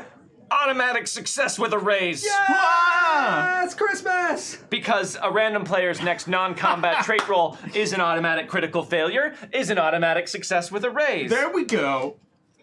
Now make it make sense, Jordan. And that's it. That's The it. mystery box giveth, and the mystery box taketh You're away. gonna re-roll? Yeah. Cheaters never win. The next time a player re-rolls, the roll is at a -1, and they must keep the result. I already From have Peter a Buxton. -1. Well, now it's a -2 because Cheaters never win, cheaters Andy. never Come on. win. You guys I aged it. I thought they I got a 6. Oh my god, a cheater won, you guys. Fine. You got a 6. What did everybody get? Crit fail. 8. 6. 8? 8. 11, actually. Sure. Yeah. Success with the raise. Run. Right under 12. Something two. in the poof ball of this hat seems to have irritated your allergies. Oh, no. You're not sure what it is, but like something. Maybe there was like a little bit of fiberglass insulation or something on it from the attic trunk that Calvin dug this out of. But it gets in your eye and irritates it a lot, and you have to start flushing it out with water. But it still gets really red and scratchy. You're going to be at a -1 for all site-based notice rolls for the rest of the session. You could join Adelaide in that. Welcome. Adelaide, you notice that the blonde is just sort of like looking around and not paying much attention to anything that's going on. However, the two of you, with your raises, notice that as well. But also, when you all come over and say hi and Merry Christmas, you feel like she looks at all of you with a look of recognition for a moment before looking away. You don't know why you think that. That's just the impression you get. Something in her face looks like she expected to see you. Yeah, happy holidays or whatever. Do you all celebrate Christmas? I celebrate Christmas, but I don't necessarily want to assume that everybody else celebrates Christmas. I'm good with Christmas, yeah. Yeah. I don't. You don't celebrate Christmas? No. Well, what do you celebrate? It's complicated. Oh, okay. That's right. We don't have to talk about religion. I'm Sue, by the way. Sue Tinder. Hi, nice to meet you. Nice to meet you. Sawyer. Hi, nice to meet you. Ron Stevens. Ron Stevens. Oh, I think I've heard of that name. But He's on the football team. He's kind of a big deal. Was. you're on the football team? Yeah, he's that kicker. Remember that one game? Oh, yeah. You're that kicker? He's that kicker. Where'd you go for the rest of the season? Are you playing in the bowl game? Why are you here? I'm We needed to. Oh, stay. okay. Cool. I can tell this is a sore subject, so say no more. He's a bad boy, committed a crime. He has to do some time. He's good though. It's not. No, Calvin. It's not. It's all right, Addie. It's all right. We're doing our time. Yeah, it was for like just a stupid art thing. Okay, all right. Well, it's Christmas, so bygones be bygones. All sins are forgiven, or whatever. And sorry, Sue. Adelaide Blackwood. Adelaide, nice to meet you. Calvin. Calvin, nice to meet Call me you. Cal, yeah. Looking sharp tonight, Calvin. Thank you. I'm a fan of black myself, but I could see gray. Black works for you. Looks good. So you guys from around here? I'm from New York. Not the city. A lot of people assume that when you say you're from New York. That's what I thought immediately. Oh yeah, no, but there's a lot more to New York than just the city. Well, how come we never see it? Yeah, well, it's not as glamorous in movies and stuff, I guess. That makes sense. Yeah. It's just like how when you see Texas in movies, it's always just like one thing. When Texas has got a lot of different areas. That's true. Yeah, it ain't all the Alamo. Mm-hmm. And how about you, football? Natick, Nebraska. Okay. Yeah, I don't know that one. I'm from Massachusetts. Massachusetts. Atlanta and New York. My parents are split, so. All right, Sarah. It looks like you and me are the only two here that are native Texans. Oh. Hey, Sarah. I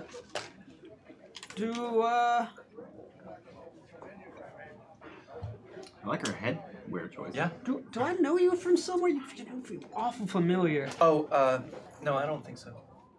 Are you sure? Like, I'm pretty good with people, but like, you are just like on the tip of my tongue. I don't think so. Yeah, I think Sarah's just got one of those faces. I said the same thing to her when I sat down. We never met before tonight, but you wouldn't know it from the way we've been talking. I've been telling her all about the local bits and bobs. I'm a native pine boxer myself. Pine boxian? Oh, what I don't really know how to say that. Like to grow up here. Oh my God, crazy. Like, well, how? Crazy. Crazy how though? Listen, you guys are what? What year are you? Sophomores. Yeah. Sophomores. Okay, so you know them. What do we know? What? Yeah, I mean, I think we know. Yeah, you know. No, what are we talking about? You know, pine box. Yeah, pine box. Yeah. Wow, I'm like relieved that it's just like, oh, you get how it is. I was telling Sarah about the burn before you guys came over. The burn? Yeah. Everyone give me common knowledge out of +2. I got a +2. You don't want us to fail. It's possible you could, but it's also very likely you've heard. Aced it. Well done, Ron. It's right here. What'd everybody get? 8. 20. No, 10. 20. I got a 20. A 20. 10. 10. Success with a raise. Success with several raises. 4 raises, I think. 7. A 7. 8. An 8. Well done, everybody. The burn is widely known and talked about at ETU and in Pine Box. It is a 1 mile ish area out in the big thicket that is just a burned area. Or at least that's the assumption. It's just covered in ash and it looks burned.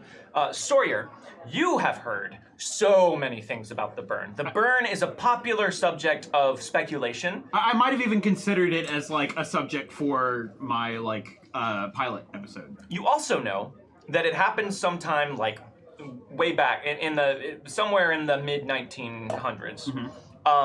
It's like ancient history as far as you're concerned. Happened when old people were alive. It looks like burning, but it wasn't hot. There was no record of a fire, and nothing has grown back in that area since then, which is unusual for a burned area. So some people have some suspicious ideas about it, and you've heard many theories. Yeah, the burn. I was telling her all about it. You know, when you live in Pine Box, you know what's really going on.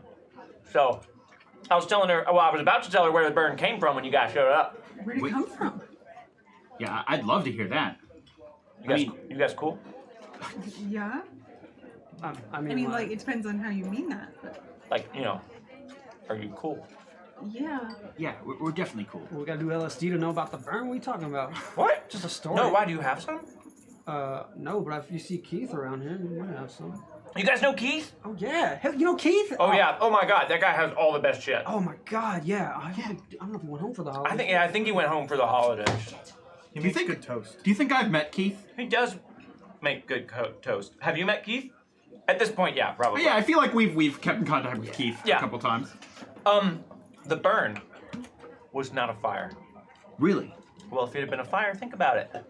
Everything would have grown back, right? You all saw documentaries in elementary school about what happens in a forest fire. You know, it makes more ash, it's more fertile for the ground, and so new growth can grow. Oh yeah, You're totally evaporation right. and shit. Yeah. Yeah. In Africa, they actually do controlled burns so that they can increase the growth in certain areas. It wasn't a burn. What was it? So Sawyer actually takes out his notebook and like starts writing stuff down that she's saying. Aliens. Aliens? Think about it. You know, All right. Big circular area. Happened in like the 40s, 50s or somewhat, around the time like Roswell and everything happened. Right. Didn't grow back.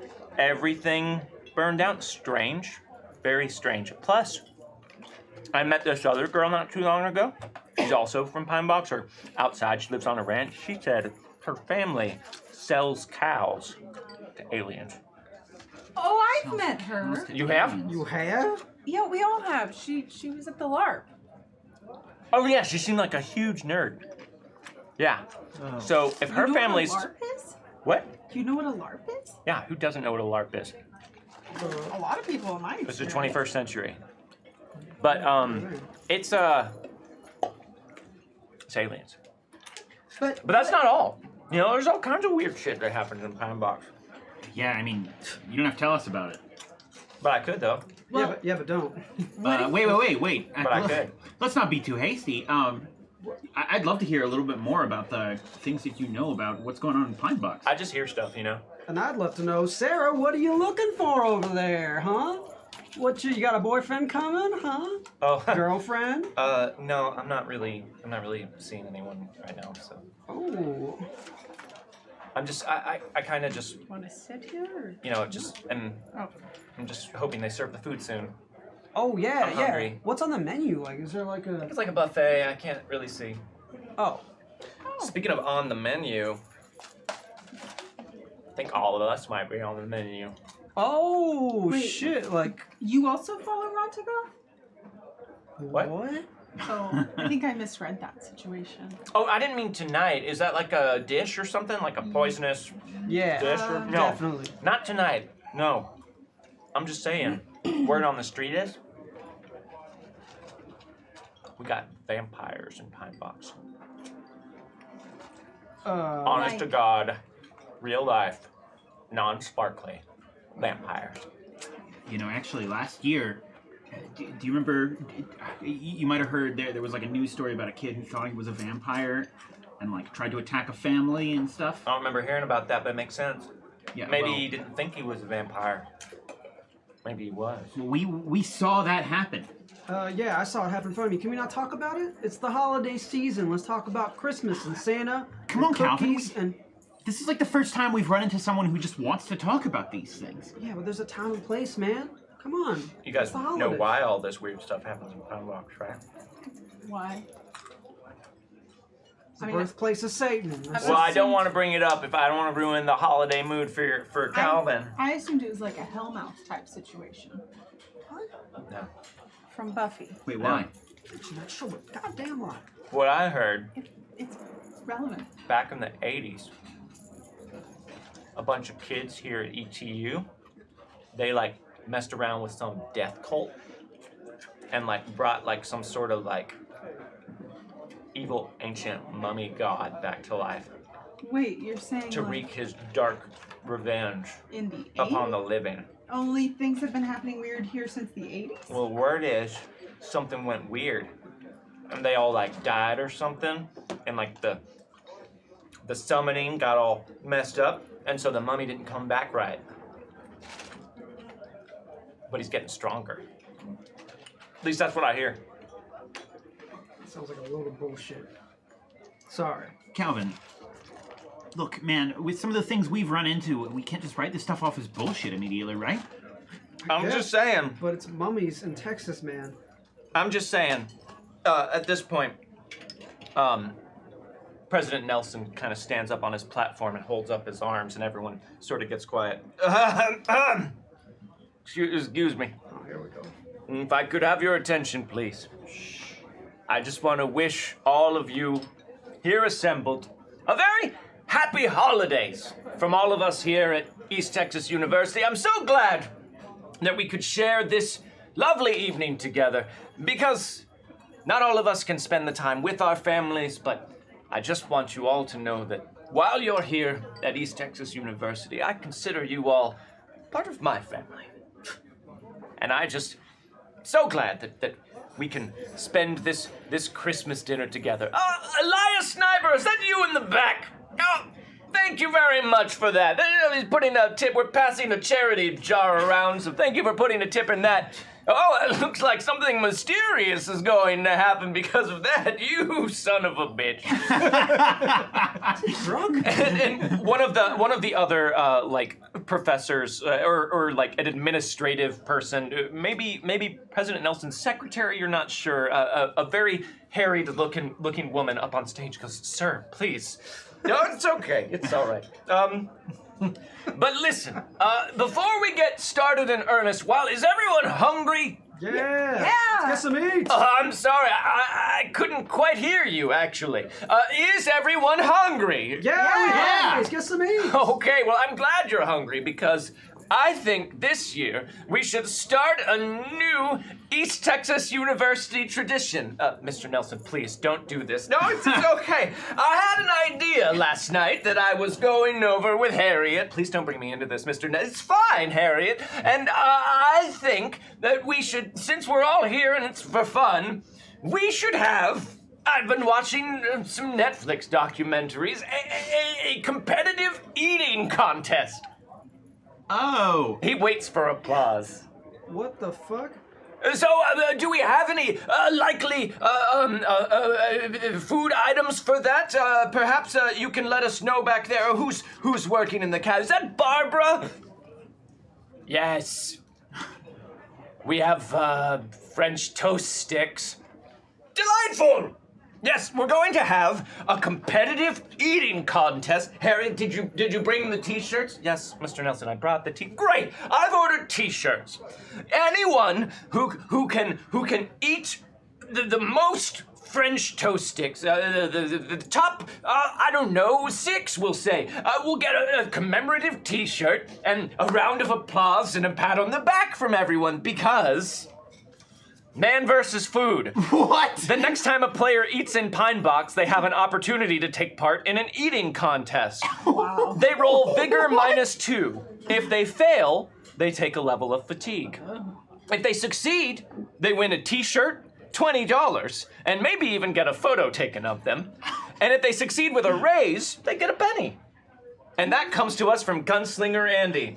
So let the first annual East Texas University Holiday Party French Toast Stick Eating Competition begin. Barbara, could you set up just a stand over there? And anyone who wants to participate, you just go stand over there by that table. So any one of you who wants to try and participate in the first annual East Texas University French Toast Stick Eating Competition, you can, if you would like. Hey, Calvin. Easier than cockroaches, right? Yeah.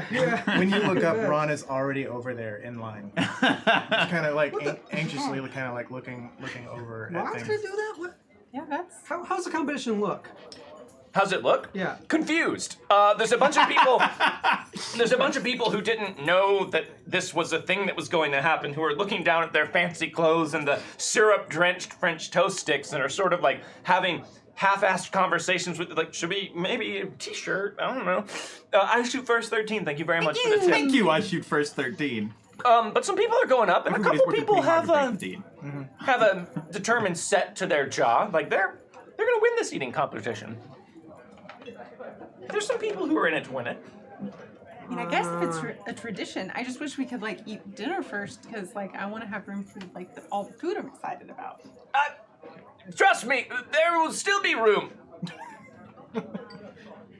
What? How will there be room, Mr. Nelson? You want them to eat all of the French? It's gonna be fun, Harriet. Now come on, who wants to play? I can't because doctor's orders. I have too many sugars in my blood. Hey, look. Normally, I don't say this to him. I say this to the group. Normally, I mean, this seems like it'd be fun, but I am still feeling kind of sick from last night, so. Yeah, I didn't wear this suit to get syrup all over it, so I'm gonna pass.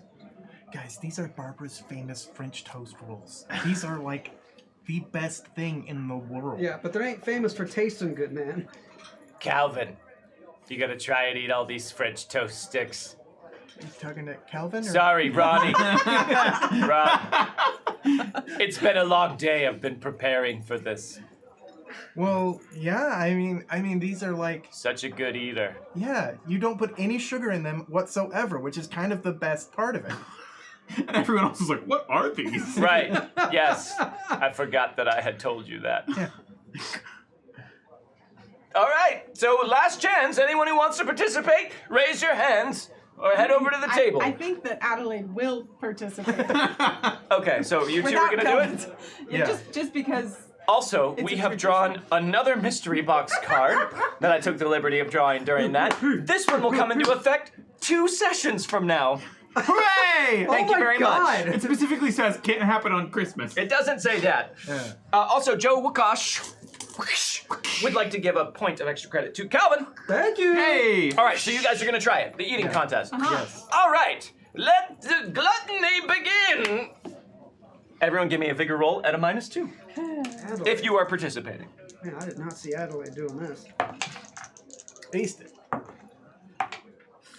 At a -2? I'm just pretty Extra sure I credit would to fail reroll? a vigor roll at a -3, as it would be. Oh, Is this opposed? Nope. Okay. J Matt, Hey! fine. Thank you, J. Matthews. Matthews Thank you for the 85. tip. Dean. No! Oh, I thought that was a crit fail for a moment. You The put Betty one in your reroll. mouth. I and go, really don't want fatigue. What if you crit fail? You have to barf. Well, then I could fail. I can't see this. Nah, oh, nope. You failed? Best I got was a 3. Okay. What'd you get, Ron? 6. A 6. So, you got Yay. a success. Where did I put that? Oh my god, here it is. Okay. $20. So, Jeez. You guys start just guzzling down these French toast sticks. And Adelaide, they are much denser and heavier than you expected them to be. They looked light and airy, but they're not. They're not at all, and they are drowning in syrup. And you manage to get a few in before you start to feel really queasy. Like maybe you shouldn't have really eaten this many French toast sticks that quickly. You're gonna take a level of fatigue, Adelaide. I'm sorry, them's the breaks. Ron. You managed to keep up. You don't win the eating contest, but you come in a solid 4th place. You're a hungry boy. I didn't know it was a race. What? I didn't know it was a race. Right, you were just in it. You were in it. Just eating. Serious. Yeah. Oh, looks like we have a few winners. Oh, let's give them the round of applause. All right, let's hand out a T-shirt. Ron! Hand out a Hey, T-shirt. Ron, nice work. Here you go, young man. It's just a white T-shirt that on the front says, "I won the eating contest." Look at that! I designed it myself on the internet. I believe it. So let's get the winners circle over together to take a picture with me for the newsletter. All right, come in, everybody. Here we go. Thumbs up. All right, great. Okay, congratulations. You know what? I feel bad. The T-shirt's a crappy prize. He pulls his wallet out and just starts giving the rest of the winners some cash. All I have is I have a little bit here. You know what? Here, it's $20. Get yourself a pizza. Not now, though. We've got more food coming. All right. Now that wasn't that fun, everyone? Wasn't that worth waiting to eat a really long time and watching everyone else eat? Well, now it's time for everyone to eat. So grab a plate, get in line, and get yourself some food. Happy holidays! Yay. Yay! That was weird. And those of you who feel like eating those can weren't do so good. now. Those weren't good.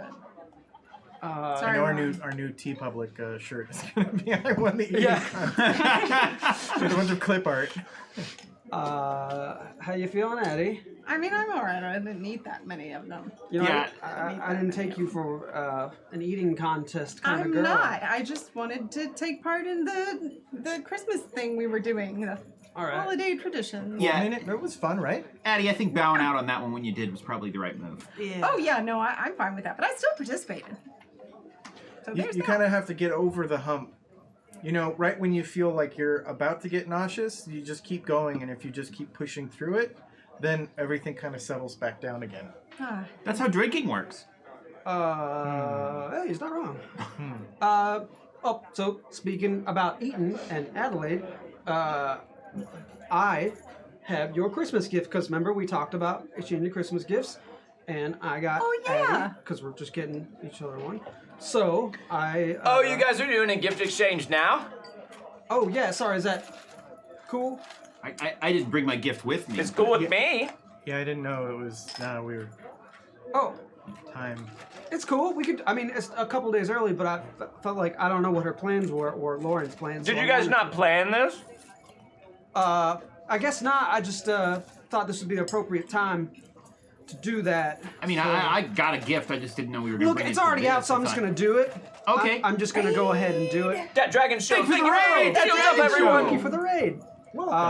Addie, I got you this card, and inside is a nice gift certificate to La Petite. It's a very nice steak restaurant that you can go with Lauren, and it's like $200. Oh, so I'll thanks. get you a couple meals, maybe a drink or two. That's awesome. Wow, And, that's cool how even though the rest of you said you didn't bring your gifts, that your friend is still doing the gift exchange and also announcing out loud how much money he spent on it. Yeah, I guess that is cool, because I'm cool. Oh, well, I've got you too, and actually, I had it on me just because it was easy to carry, and I didn't know Oh, you're fun. doing it here. I just thought that. Oh, cool. But it's it's and she just pulls out. It's like 5 gift cards. It's to the local movie theater because you like movies. Oh, and I thought you could go see hell all the yeah! movies. You guys come with me, though, right? I like movies with friends. oh, yeah. Movie friends. Yeah, sure. Sure, I like movies. I didn't bring mine. I have you. I didn't.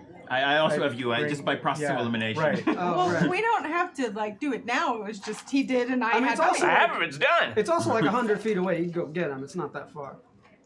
Yeah, But you don't like, have to. Let's just having eat dinner. first. Yeah, but Sue, if you want to come see a movie. No, I don't want to impose, but I do want to tell you guys about some other cool stuff I heard. So as you guys eat, Sue just sort of regales you with a bunch of like weird rumors that she's heard from around Pine Box. And Sawyer is just in. Like, he is writing down every rumor. And sometimes they sound a little outlandish, and he's kind of like, all right, I'll follow up on that one. Yeah. But before I go any further, I have to draw another mystery box. Yay! Hey. Nice work, everybody. This will come into effect when it does. Yay! We have to keep doing this until he hits one that's like, this comes into effect now. As you Immediately. you guys are eating, everyone give me a notice roll. Okie dokie. This is sight-based. So -1 for Ron and Adelaide. Actually, -1 for everybody because you guys have fatigue. So -2 for you because you got a level of fatigue and Always double aced it. Well done, everybody. Thanks. I got 9. 1 success. 7. 7, I also got a 7. 7, 9. 9. Success with a raise. So you guys all got a success. You notice that Sarah is almost like she's not really eating. She's just sort of picking at her food. She keeps scanning the room like she's expecting someone, but she looks almost panicked. Like she looks like she's doing everything she can just to hold herself together, and she cannot stop scanning the room. She's breathing like she's on the verge of a panic attack. Ron, you notice all of that. But from your vantage point at the table, at one point when Sarah shifts her position, you see underneath her winter coat what looks like the handle of a revolver. Are you okay? Yeah, no, I'm fine. I just, I don't know anybody here. I'm a freshman, so Oh, well, welcome. thanks. You can know us. Yeah, where are you from? I'm from Texas. I'm from Eastland. Oh, right, yeah, cool. What do you, what's your major? I'm undeclared. Oh, all right, that's cool. Hey, I just kind of want to eat, and I have something I have to go take care of after this. She keeps cutting her eyes to Sue though as she's talking to you guys. Can I aura read her? Yeah, definitely. Give it a try. Okay. I was trying to pull up the aura reader. I don't have a. Does somebody have a book accessible? I do, but I need it. Thanks. While you pull that up, what were Yes. you saying, Sawyer? I was just gonna say, like, do you want to, like, are you sure you're okay? You want to, like, step outside and get some air or something? She looks at you for a moment, cuts her eyes at Sue again, and then looks at all of you. No, I'm just gonna finish my food. And she just kind of intently goes down and starts eating. But every now and then you'll notice she'll kind of look up and look around and then again look over at Sue. And Sue is just like chatting away and finishing up her food and everything. Are you ready to read her aura, Adelaide? Yeah. But I'm at a -3 because I have fatigue, right? Instead of -2 already. Yes. Okay. Yeah. Nice. Uh, Not nice. Just kidding. Not enough. I thought it was very close. Okay, I'll try again. All right. You rolled a 6, though, right? Uh-huh. On the D8? If that was a D6, It would have been an would've ace. He's right about that. I got a 6 again. Okay.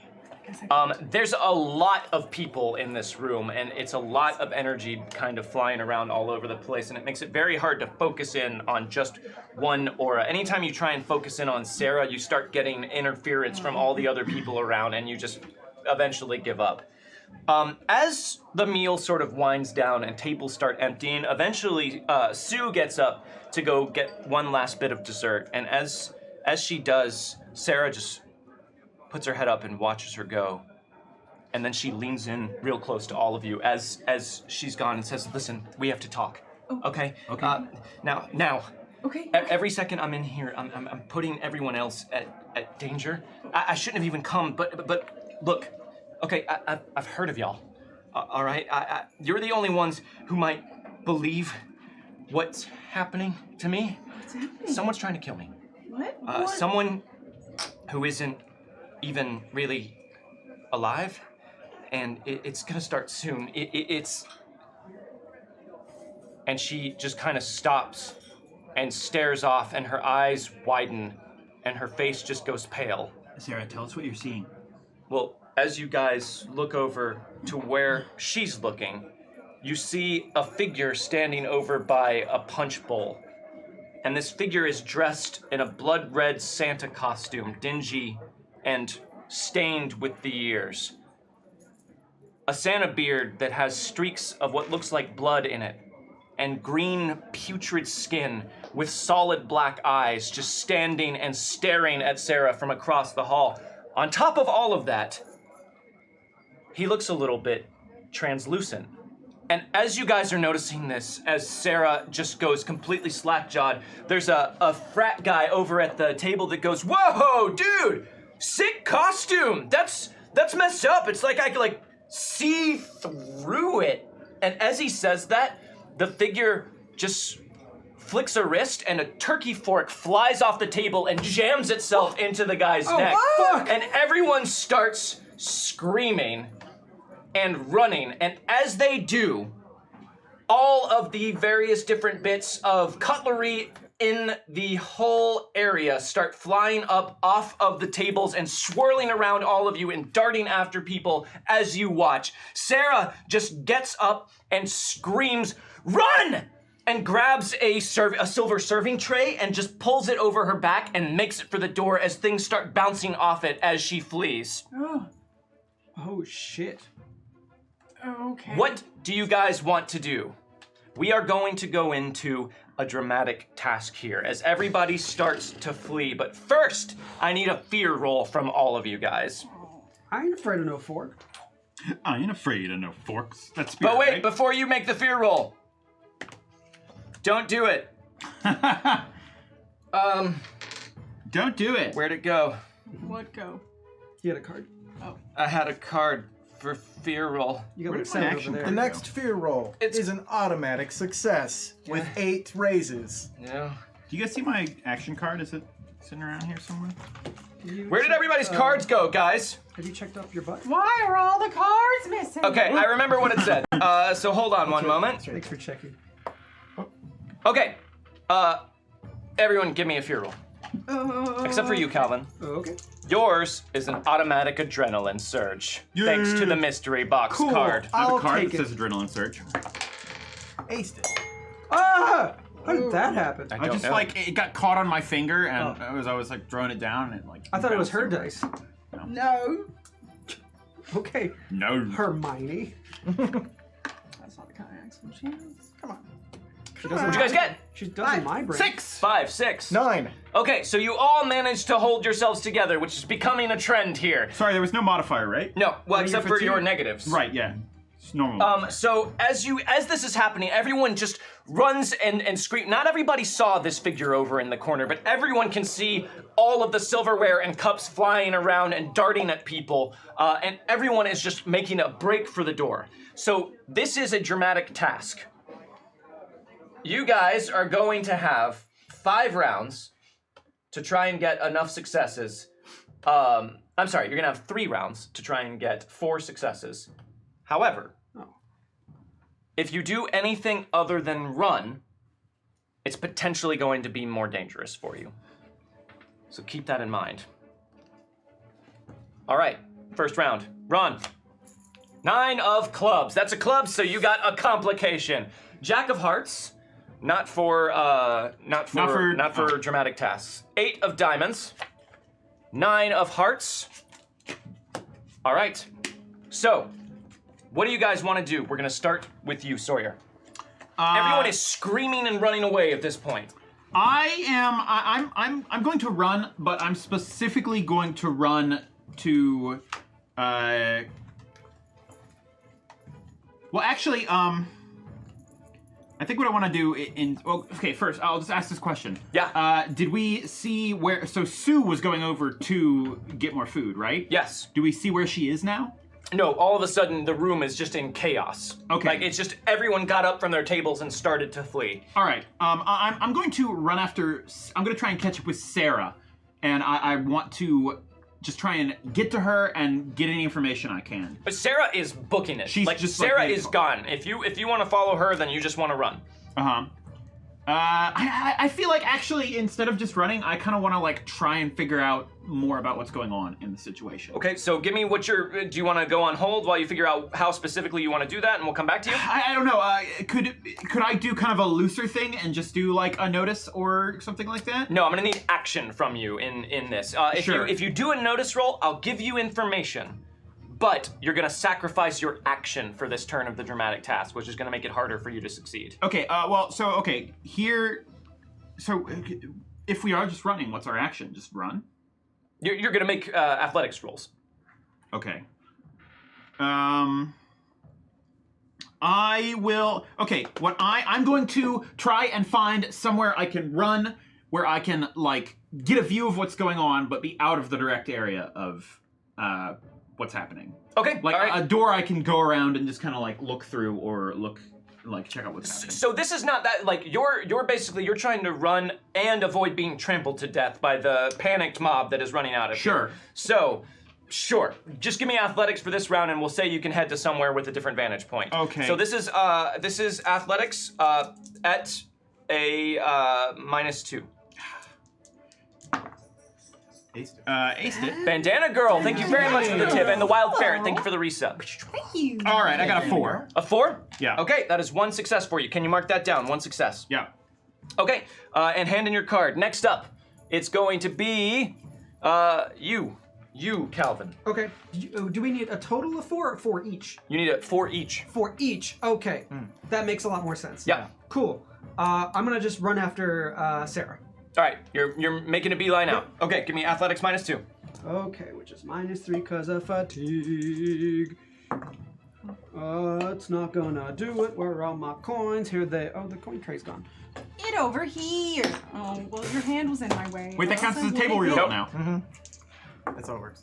Aced it. Aced it. Sweet, that should be a no. Double ace. Yeah. So that is 17 -3, which is 14. Success with 2 races. Yes. So you got 3. So write that down. Sweet. You're 1 away. Hand in your card, Ron. Here you go. What are these round tables or square tables or what? They're round tables. Okay. I'd like to flip it up and roll with it, like so like push it but roll with it so that it's cover. Okay. Essentially. Okay. So give me what skill do you want to use for that? Athletics is all I can think of. Okay, so give me athletics. You have a complication this time, so that's an additional -2. So it's going to be athletics at a -4. Dang Okay. it. But I'll give you a bonus to your next roll because of the cover if you can make this. Okay. That seems fair. Oh! Is that a crit fail? Yeah. Crit fail On a club. Is there a on mystery a box? club. On a club? Oh, Run. that's worse. Ron, Oh no! here's what happens. Hand in your card. As you start pulling the table up and trying to roll it into position to guard you from the swirling silverware all around you, you are jostled by someone from behind who's just trying to get past you, and you overbalance and fall on top of the table, which is now upside down on the floor, and people just start trampling over you to get out the door. All you can do is curl up into a ball and try and minimize the damage that's being done. You are out of this dramatic task. You are barely able to crawl to the exit with your life. You take a level of fatigue and 2 wounds. Oh my god. 2 wounds? Crit failing Okay. dramatic task is like All right, Adelaide. bad news bear. So Ron is just having to desperately crawl for the door and is in bad shape. Adelaide. So, can I assume that we are leaving this area, like running in this order, essentially? Like, I would have seen this. No, it's all happening at once, basically. Okay, then never mind. So if I didn't see that happening, I'm just gonna run. Okay, all right, give me athletics -2. That's not counting my fatigue, right? Right. Hey, where's my...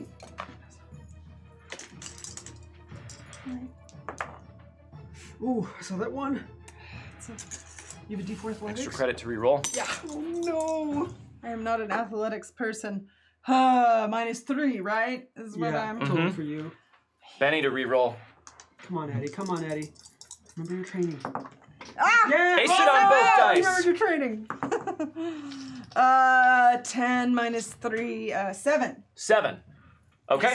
All right. That is a success. So mark down 1 success for yourself as you just start desperately trying to make your way through the door, through the screaming crowd that are just trying to get away from this flying cutlery. And that figure is still standing over by the punch table, just staring past everyone out to where Sarah ran. Does this Hand in your card. Screaming compound with the one that's already in my ears. It does. Yeah, it's super unpleasant. So Ron, you are chorus out of for your this. brain. Sawyer, 8 of clubs. Oh no! The screens are humming. 3 of hearts. 4 of hearts. Jeez. Now I'm going to say this now.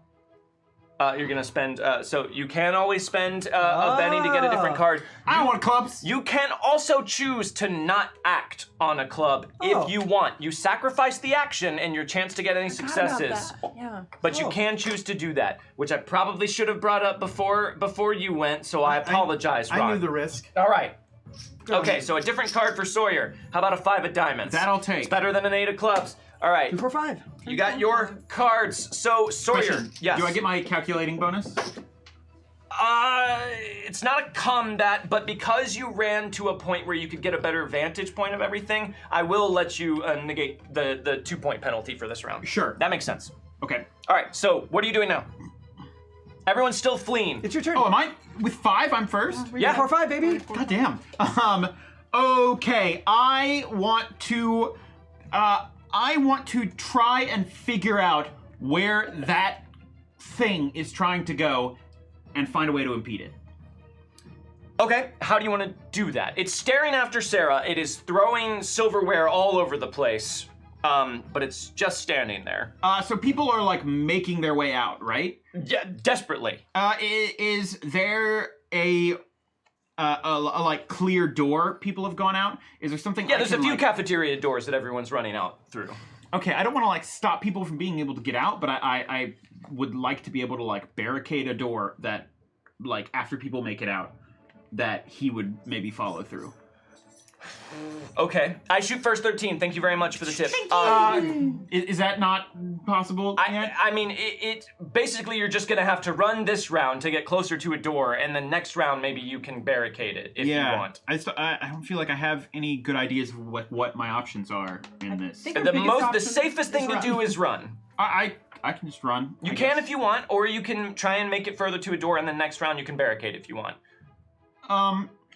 Yeah, I'll Do you, try and baby? make it. Give to me a door. athletics. No penalty because you spent the time to get into a position where you could view things better. Okay. All right, Based on double both. aced it. Nice. Double ace. Again? No, just one. Just on one. Ha ha! Triple ace. It's my die, by the way. Is it? All right, so that's 21. -1, which is a 20, which is a success with 4 raises, so you have all the raises you need. Basically, you make it to the exit, and you get outside, and you start looking around for something you can use to block up one of the doors after everybody has made their way out. I did that with a crit fail. God. All right. Also, because this is potentially pertinent, the Wild Ferret gives 1 point of extra credit to everyone at the table. Yay! Very much Thank the you, Wild Ferret. Thank you. All right, Appreciate it. next up, Calvin. So I'm not probably close enough to Sarah yet, am I? Wait, what did you roll last time? Because you had an adrenaline surge. So it did. should have been at +2. Oh, sure, at +2. Yeah. I rolled a 14, so 16. Which would have been 1 more raise. Yeah, that would have been all of them. Okay, so that would have been all you needed, actually. Yes. So because of the adrenaline surge, and I forgot about that, you made it out last I did turn. too. You just booked it. Great. Cool. Thank you for narking on yourself. Well, I want that mystery box card to come into effect. So Adelaide, that leaves you. Yeah. It is your turn. What would you like to do? I'm gonna keep running. All Everyone right. else is out. Give me athletics -2. Okay, -3. I mean, I feel like I turn around for Ron, but I'm already there. I'm already out. you crawled out. Yeah. Thank you. Wait, this is tough, right? Uh-huh. How about from my position where I was looking at things, I see you having a tough time getting out. And I'm like, wait, go around that way, Adelaide. So I'll use my He's gonna use his Christmas gift, my Benny. Christmas gift, Benny. All right, so you get to re-roll this at a +2, which is gonna get rid of that penalty, so it's just at a -1. Just -1. Okay. Bandana Girl, thank you very much for the resub. Bah! That is, wait, but I didn't re-roll this. So if I re-roll it, do I lose that? What?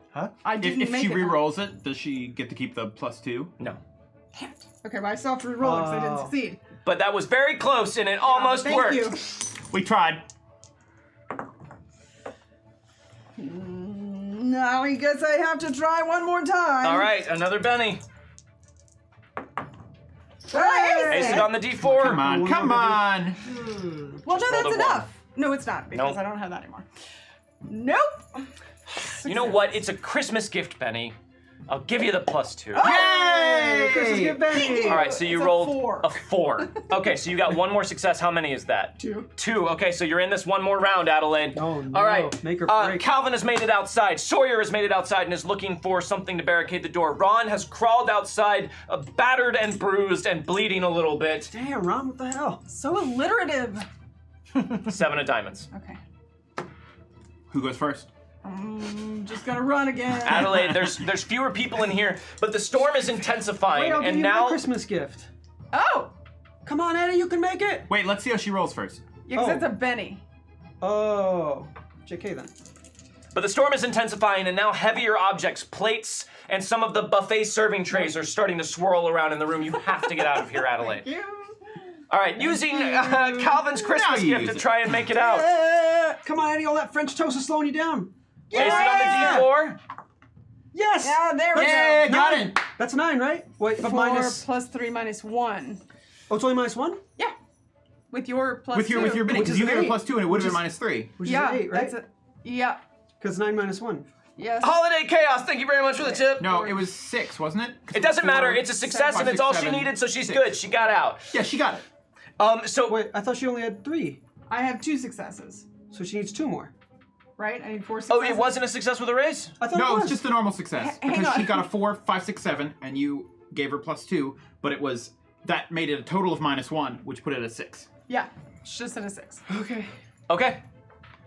So that was the third I can round. try to And thanks, re-roll Holiday it, Kid. right? Thank you. You can try to re-roll I it. still get the plus 2. I did say that earlier, You so did yes. say it earlier. You did. Come on, Eddie. Come on, Eddie. Yay! Ace it on the wild die. 6, baby. There Ah! Aced it again Got on it. the wild it is. die. Holiday There spirit. it is. Makes it outside 15. without taking any damage from that. It's that last burst. Yes, yes, yes. Okay, and you make it outside. Everyone is screaming and running around and just trying to get away from this. And you see some people holding their heads and bleeding. You guys see Ron over on the ground, trying to crawl away. Yeah, and you all are like trying to get back together. You were looking around for something to barricade the door, but there's people coming out and. Fuck it, you're out. You don't know what's going on. You don't see anything. You just have to get out of here. So where are you guys going? After Sarah. Well, let's make sure Ron's all right first. Yeah. That sounds like a good idea. I will try to help heal. There's got to be Where- a med kit in the cafeteria attached to a wall or something, right? outside. You're outside of the cafeteria. But maybe I grabbed it on the way out. Here's a Benny. Maybe you grabbed a first aid kit on the way out? Yeah. Perhaps you did grab a first aid kit on the way out. Very thoughtful of you, Calvin. You do indeed have a first aid kit. Yes. As you guys just try and get away from the throngs of people trying to exit, you move over into the grounds next to one of the decorated Christmas trees outside of the cafeteria. And you guys frantically start trying to address what's going on with Ron as you're casting a look around for Sarah, trying to catch her in the crowd. Probably trying to find Sue, too. Right, yeah, but you're not seeing anyone and you're distracted by what's happening with Ron. And as you're looking around, you hear this unearthly wail, and you just see this Santa-clad figure come right through the wall of the cafeteria, just floating above the ground, and he heads straight for all of you, and just flies up in front of the Christmas tree that you're all around, and screeches, "Where is Marion?" And as he does, he raises his arms up, and all of the strings of tinsel connected to the tree start to animate like snakes and fly down through the air, encircling your necks or attempting to. You are not out of the woods just because you're out of the dramatic task. Oh, we God. are in a combat, and here is our Santa-clad ghoul. I did. He's not done. He's not finished yet, which is fine because he's still a little see-through, but this was sent to us by Owen Lean, Oh, the writer of this particular adventure. That Oh, we're playing right nice. now. Wait, was I not able to heal? Ooh. All right, so set yourselves up over here. You guys are around this tree in the front the minis area are there on the grass. So, Ron, you are down on one knee over here while Adelaide tries to administer things to you. Sawyer, you're looking around. Calvin, you're probably helping out with Ron, right? Yes. And as you do that, these snaking tinsel vines shoot out from the tree and try and wrap themselves around your throats. Oh. We need our Oh. throats for breathing, though. I mean, is that like a proven fact? Yeah. All right, Yes. initiative time. Okay. Ron Tagath, a 6 of clubs. No! Wait. No? It's just a No, regular. it's not a dramatic it's not task. dramatic Yeah, task. yeah. Okay, Sawyer, you can have this 3 of diamonds, or you can have this joker. I'll take those 3.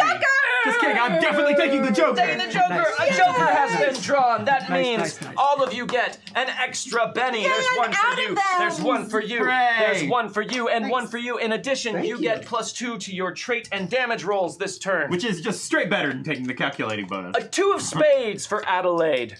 An 8 of hearts. And the Santa figure of these 3 cards will keep the Queen of Spades. And I a diamond. suppose, sorry, Queen of Diamonds. Not I that it matters, suppose but- I should give him 2 bennies Uh-oh. for being a wild card. He's on our cruise on a wild card. All right. So, first up is going to be this figure, unless, Sawyer, you want to interrupt, or you can wait and see what's going on. I'm gonna wait and find out what's happening. You're getting choked. Fantastic. So, all of these bits of tinsel fly out from the tree and start wrapping themselves around your necks. Each one of you. So, let's do this one at a time. Me first. Ron Tagath. Oh. That is a 5. So, this is an opposed fighting roll. Okay. So he's rolling fighting with this. But first, real quick, I'm gonna go ahead and spend a point of extra credit to see if I can do better than that. Oh, you wanna choke up? A 6. All right, so you have to resist with agility. With agility. Yes.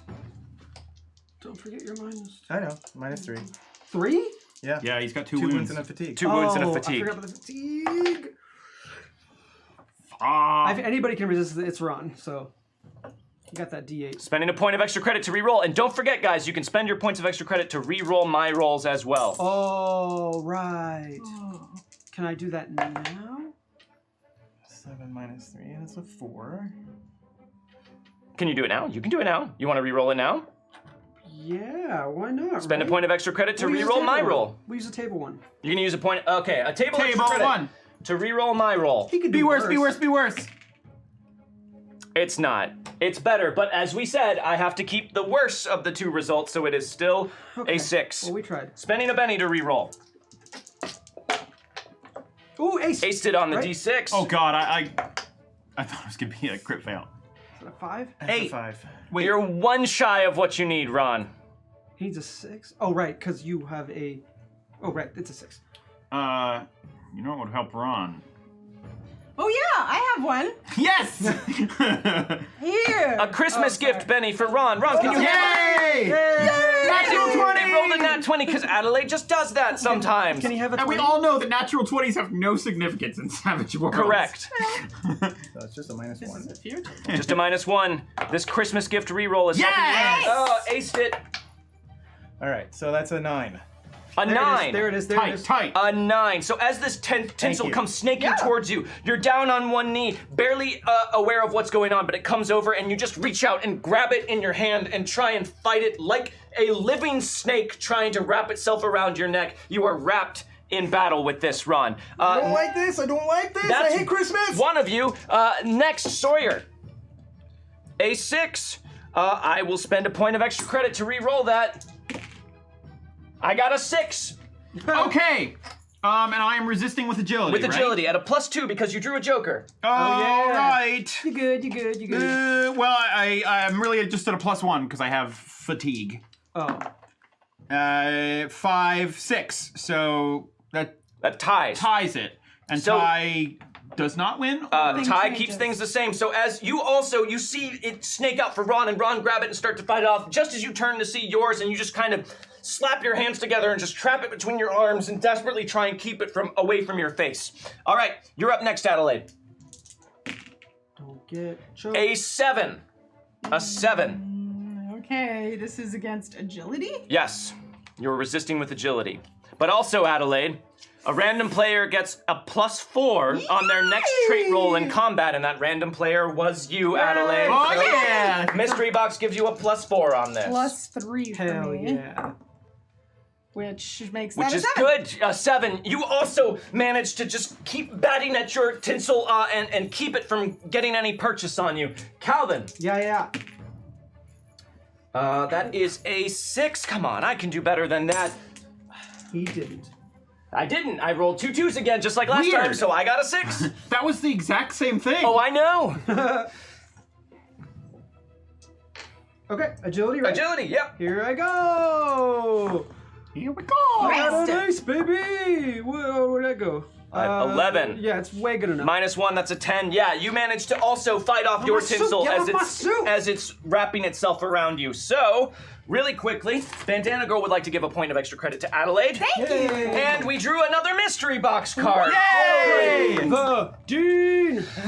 Thank you, everyone, He's turning into a for goblin. contributing to breaking the dean. Yeah. This will come into effect when it does. For less than a cup of coffee, Okay. you can break the dean too. It's a pretty big. It's a cup of very coffee. big coffee. So that was his turn. You can contribute. Cumulative. Next coffee. up is Like, going to with whipped be cream. you. Oh, it's Calvin. my turn is next? Yeah. Oh, yeah, and you have a joker. I have Joker, so I can help. Okay. I can do stuff whenever. So we all avoided the thing, and this thing is essentially a spectral floating ghost, It's right? just floating there, like just directing these tinsel strands at you. I didn't a class bring any 7 floating operation. weapons. Is there anything? What is this? A bench. Oh, Pick it up. fuck. I'm gonna hold. All right, flip your card over. Wait, he already went. Yes. It wouldn't make sense to hold. Well, I mean, you can hold and see what anyone else does. Okay. Flip your card over. You're up next, Ron. You're fighting off this tinsel. Yeah. You're wounded and battered. I mean, I'm gonna try to I don't know, tie the tinsel to the tree so that it can't move anymore or something. Okay, you're gonna try and disable it by tying it to a tree. Okay, so what skill would you like to use for that? Survival. Survival. Yeah, not tying. Yeah, that makes sense for me. So actually, give me that, and I'll give you a +1, because that seems actually like a pretty cool thing to do. So, give me survival. So it's just a -2. All right, survival at a -2. Double ace. Woo! Double Oh, ace. thank goodness. All right, so 9 - 2, 7. Okay, all right, so this is going to be opposed, so do you want to stay with that? Yeah. Okay, so a 7. I aced it on the d6. I got an 11. You grab yours. I don't think that's actually. Oh what you no! Oh, got. you're gonna re-roll my roll with extra credit. Okay. Ah! Killed him. That is a 5, which is much lower than my original 11. Yeah. And since a point of extra credit has already been spent on that, I can't spend a point of extra credit. I can't spend a penny though. Whoa. Seems fair. Oh, yeah. But I only got a 6. Which is still less than the 7. So as you start running, you get up and start hobbling around with your tinsel, just like trying to keep it off of you as you start maneuvering it around the tree, as this figure just laughs and roars and keeps repeating the question, "Where is Marion?" As you're all being strangled by these, and you manage to duck and weave under some of the low-hanging branches of the Christmas tree until suddenly the tinsel isn't able to come after you anymore because it has been thoroughly tied to one branch of the tree. So that bit of tinsel, where did my thing go? What thing? I had a paper towel. I'm gonna use this. You got it. That bit of tinsel, Ron, is dealt with. Hand in your card. Okay. Now's not the time to decorate, Ron. All right, Adelaide, you're up. What is decorating? Actually, I'm gonna go now. All right, Calvin's going. I'm just gonna run at this guy and try to tackle him. Okay, you're gonna How high is he floating? Can I do that? like about 5 feet off the ground. Oh, he's just. So I have to like jump and do it. Yeah, but like his feet are 5 feet off the ground, so yeah, you could jump and do it. Okay, I will try and like essentially like pull him down to the ground. Okay, so give me athletics. Okie dokie. Or you're trying to tackle him. I guess so. So fighting. Give me fighting. No, it's worse. You can give me athletics. That's fine. Bandana Girl, thank you very much for the tip. Thanks, Banana. I will. Bandana Girl. Banana. Banana. Bandana go They banana. are very Bandana similar. phone. Thank you, Best Kyle. peas, peacocks. Bandana phone. 2 and a 3. Anyways. And that's with your -1 for your fatigue. Yeah, so it would be pretty crappy. I will take a coin Okay. and hand it to you, which means I get to do this. So that's a 4. Is this 4. opposed or anything? This is going to be opposed, yeah. I'll try it.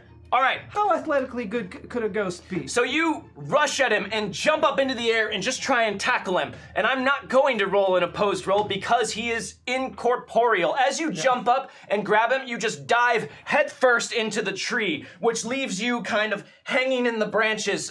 You are going to be vulnerable while you are tied up in the tree. So you're gonna get a +2 on actions against you. Hand in your card. My jacket, get my right. jacket off. Now that I know So you that, are in the tree. Ron's kind of over here, having run and dug that around. now that I know he's incorporeal, I'm Yeah. gonna take my move. All right. I really wanted someone else to figure that out. Got it, buddy. I want to try and basically like grab the tinsel and just like pull it in. And I want to try and like make my way to the tree while like not letting the tinsel have So you want to control. like pull along the tinsel to get to the tree? Yeah, and like holding it so that it can't get me, you know? Okay, that sounds like a test then. So what Sure. skill do you want to use? I think maybe fighting. Fighting, sure. Yeah, we'll just have you just kind of like bob and weave along the tinsel to get closer to the tree. Give me fighting. 5, 6. A 6? Yes. Okay, and that's with your -1. Yeah. You added a +1. Okay, and Yeah, this I is added, also I added +2 and then I did a -1. this is also going to be opposed. Okay. So are you cool with the 6? Let me give one more try. I'll use a table reroll. Table We've got a reroll. bunch, right? Yeah. Okay. I'll keep the 6. You'll keep the 6? Uh-huh. Okay. 2 and a 5, but I will spend a point of extra credit to re-roll that. Still a 5, Okay. which is less than a 6. So you start to just pull yourself along this tinsel strand and keep it in check as you make your way to the tree. This is going to make him distracted as he tries to deal with you, not with all of you doing this stuff, but you specifically making your way closer. Can I? Well, okay. So, is there anything on the tree that like are there ornaments and stuff? Ornaments, baubles, all kinds of stuff on Then the tree. I want to take my extra turn Okay. real quick. Okay. You're gonna And- spend this. Yes. All right. And when I get to the tree, I want to try and grab ornaments off of it and start chucking it at the ghost. Okay. So you get to the tree, holding on to the tinsel with one arm and kind of forcing it down while you reach out for an ornament from the tree and grab it off and just throw it as hard as you can into this floating spectral Santa-suited monstrosity. Give me athletics. All right. And this is still on your Joker card. That's kind of why I decided to use All right, it now. yeah, I was like, let's keep on the Joker, right? Give it to me. Ooh, that's a 3. Which is not enough. You need at least a 4. Benny. All right. All right, there we go. Based on the 4. So that was a 5 on the dice, which is a total of +1, so that's a 6. I'll keep it for now. A 6. Yes. Okay. All right. So you throw this Christmas bauble as hard as you can right at this floating Santa figure, and it just goes right through his body. And his that might be the grin case. widens as his eyes get angrier somehow. Enough games! You're keeping her from me. Hand in your card. Do you think a Christmas-related thing? You're up would next. have So magic I thought maybe. I want to you know? ask. I I want was trying to to think why. Hold on, guys. maybe step a. Wait, what is this? What is this? Back? The edge of the grass, heading over into a sidewalk. Oh, okay. Well, I just want to scoot away from the tinsel a little bit, or will that? I mean, you're engaged with Oh, the okay. tinsel Okay, right so now. I'll be. But I want to ask, who is Marianne? Marianne, whatever he's saying. Okay. He doesn't respond. He just growls, "Where is she?" Okay, so can I say, I know where she is? Are you trying to test him? I'm really trying to see if I can get him to stop attacking us or get more information. I guess that could be a test, but I don't feel like any attack we can do is going to do anything, so I'm trying to figure out a different way. Okay. Trying to get him to stop through communication. So do you want to test him? Is that a test? Would that be a test? What is No? the Okay. end result of what you want to happen? Him to stop fighting us. He doesn't seem interested in not fighting you. Well, I'm trying to figure out how to end the how to work towards ending the combat. So I'm asking if doing that is something I can do in this situation. You can do whatever you want. Yeah, I guess I'll try and test him then. Okay, with what? Persuasion. Okay, give me persuade. And he's vulnerable, right? I don't know if that matters. He's not. He's distracted. He's distracted. vulnerable. Right. I'm vulnerable. You're vulnerable. I think I have a D6 in persuade from Jack of all trades. That doesn't sound right, does it? You didn't use that today, did you? No, it persists just until she persists. uses it again. Oh. Until she changes it, yeah. Yeah. Okay. Neat. Helpful. I'm more persuasive. I do sort of remember that. So that's a 4. A 4. Okay, and he is going to resist with spirit. And he is distracted, so he's at a -2. So I'm gonna re-roll that with a point of extra credit. That is a 4. And you re-roll it. Oh, okay. We're gonna spend extra credit to make me re-roll. I do That that? is a 1. Hey. So you do manage to throw him off a bit, but he doesn't seem interested in stopping. But he does kind of hold back for a moment and look around in brief confusion before redoubling his efforts. So he is vulnerable and distracted right now. Hand in your card. All right, that is everybody, right? New round. Yes. Do it. Let's do it. I'm ready. 2 of clubs for Ron. A queen or a 3 for you. I'll take the 3 this A time. 3 for you. A 6. A 7. A jack of diamonds or a king of spades or a 4 of diamonds. He's going to take the king of spades. Hot diggity. All right, so I believe he's up first again. So, first tinsel's coming for you, Calvin, and you are vulnerable now because it never stops. I know. So that is a 7. And that's pretty good. I'll keep it. All right. It's my parry or my toughness? No, against your agility. Oh, agility. I'm sorry. So I'm stuck in a tree. Can I still be agile? Is that Yes, cool? but you're Okay. vulnerable. Right. So It's all handled in the math. great. So here we go. I got an ace. Aced it on the D8. Yeah. I got the most agile rump. 10. 10. -1 for my fatigue. -1 for your fatigue. Okay, so a 9. Yes. So you still beat him. I know. All right. I didn't know So if you there was any more managed than you managed to fight that off. Shoo! Thanks for the resub, 7th Porter. Thank you very much, 7th Porter. Sawyer. That's a 5. I'm gonna re-roll that with extra credit. Okay. What's happening? What's he doing? He's attacking you with tinsel. Tinsel attack. Tinsel, Okay. tinsel, tinsel, It's the one that's still attacking you. 5 is the best that I had, so I will stick with a 5. All right, and I'm resisting with agility. You know what? I'm gonna spend 1 Benny to re-roll that. Hold Okay. on. 6. 6 is what I got, and you're resisting with agility. Okay. Not feeling great there. All right, so that's just a 4. Let me re-roll that. There you go. Aced it on the D6. 6. So that's a 7. 7 beats it. So again, the one tinsel that you're trying to keep in check is whipping and fighting mightily, but you just try and put all your weight against it to keep it from attacking you, and you keep it away from you. Ron, there is not a piece of tinsel going after you anymore. Adelaide. That is an ace on the D10.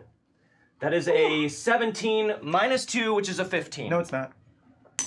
Oh, but I rolled so well. Oh. It's a thank 4 -2, That's which never is going to be a tier again. 2. It's a 2. All right, roll to resist it with your agility. Oh, man. Oh, okay. Merry fucking Christmas. So this is just failed, though. opposed, This is opposed. but I got a 3. Okay, so you beat him. Right. All right, so you are also trying to keep your tinsel off as you desperately try and shout out something that'll make this guy stop. And that is it for him. Everyone give me a notice roll. Okie dokie. It's a failure. Woo! Surprisingly, no. I didn't make You it. did not make Wait, a what notice kind roll. of notice is this? Sight. Table reroll. This is right. Okay. Wait.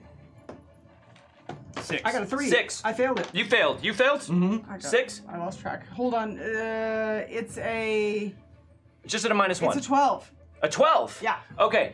So you 12, see 13. off over here, sort of indistinctly, you're not quite sure. There's still people kind of all over the place, but they're further off this way. No one's really paying attention to you guys. But you see a figure that looks like it's just standing there watching. Adelaide, you see that too, but you notice that the figure looks like it's dressed in sort of old-timey clothing and is also somewhat translucent and is just staring at the person in the Santa suit with an angry expression on his face. But that's all you can see. All right, next up is going to be, what card did you? I have a 7. You're going first. Really? Oh, cool.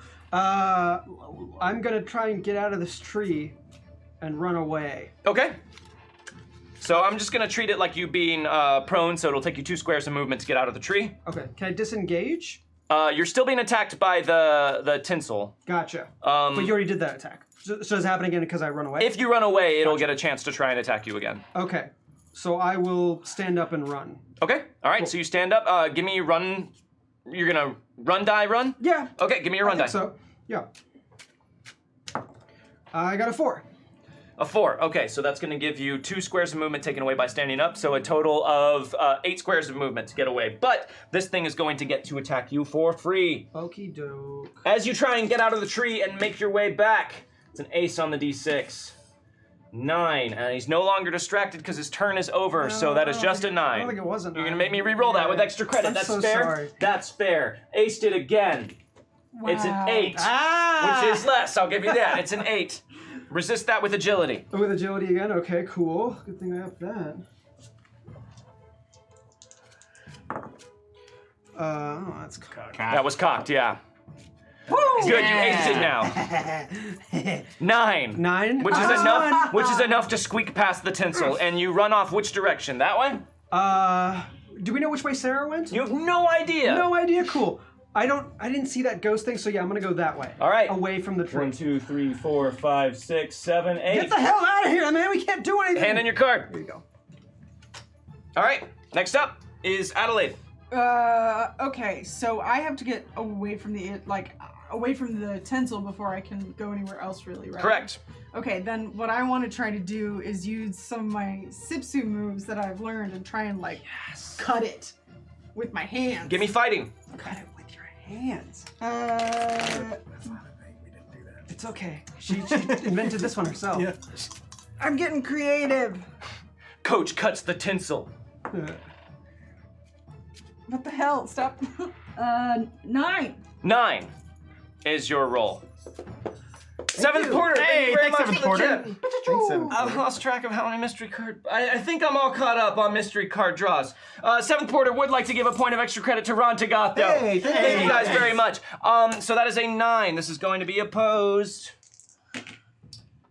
5 and a 4 is all I rolled. You know what? I'll spend a point of extra credit to re-roll that. No. Yep, still didn't make it. So, rolling you cut the tinsel in half using some sort of weird hybridized desperation Sipsu move, and it just kind of wiggles weakly and falls to the ground inanimate. That tinsel is dealt with. So after I do that, I want to start running. I mean, obviously not run in the game run, but running towards the other spirit guy. Towards the guy over here. Yes. Oh, okay, so not in the game run, just moving just that way. moving. Okay, so you start moving that Adelaide way. 1, is 2, slowly 3, walking. 4, 5, 6. More tinsel. All right, heading that way. Hand in your card. And as I do that, can I yell and go, you?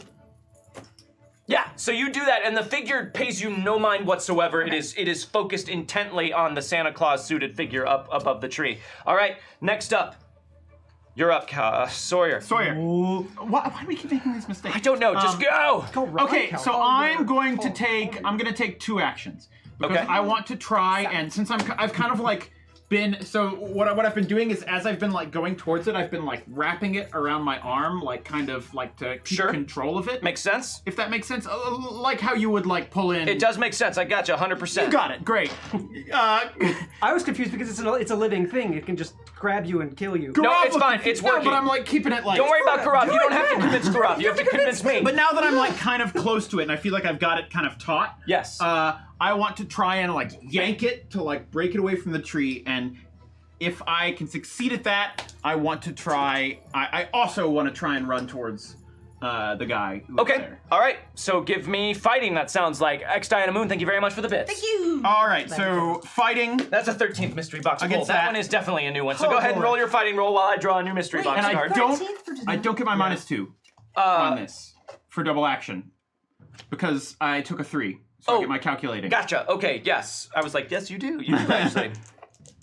We're about to hit our high score of 14. Aced on the 4. Aced Oh, again. aced on the 4 again. Hell yeah. Okay, so that's a 9.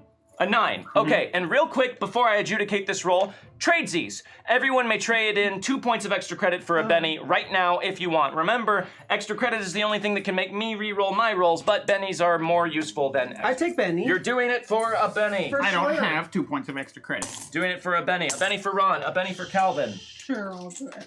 a Benny for Adelaide. Everyone gets a Benny, but not Sawyer because he's too busy fighting this tinsel. Thank you. That was your mystery box card, so thank you, Alumni Association, and thank you, study group. Thank okay, so you rolled a 9, Yeah. resisted, Uh-oh. aced on the d6. That's I got a 7, So- but I will spend a point of extra credit to re-roll that. I got a 5. All right. All right, so you just yank it clear of the tree, and it tumbles to the ground, lifeless and inert. And you also start heading over for that guy, who is not paying any attention to you I whatsoever. want to actually take the run action though, Okay, give me a run. which is the D6, right? Yes. 3. You make it over to him. He's just standing right here. He's kind of an indistinct blob, staring right past you, up at the Santa-suited figure.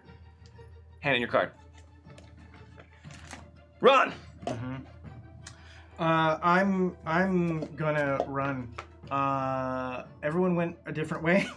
Everyone's going different directions. They're There was going the same way. one string of tinsel that was going after Calvin, and now as he's gotten away, you see it starting to lengthen out from the tree grotesquely, and it starts to keep reaching out towards him, growing longer and longer as it stretches for him. You think it's going to catch up to him. Gross.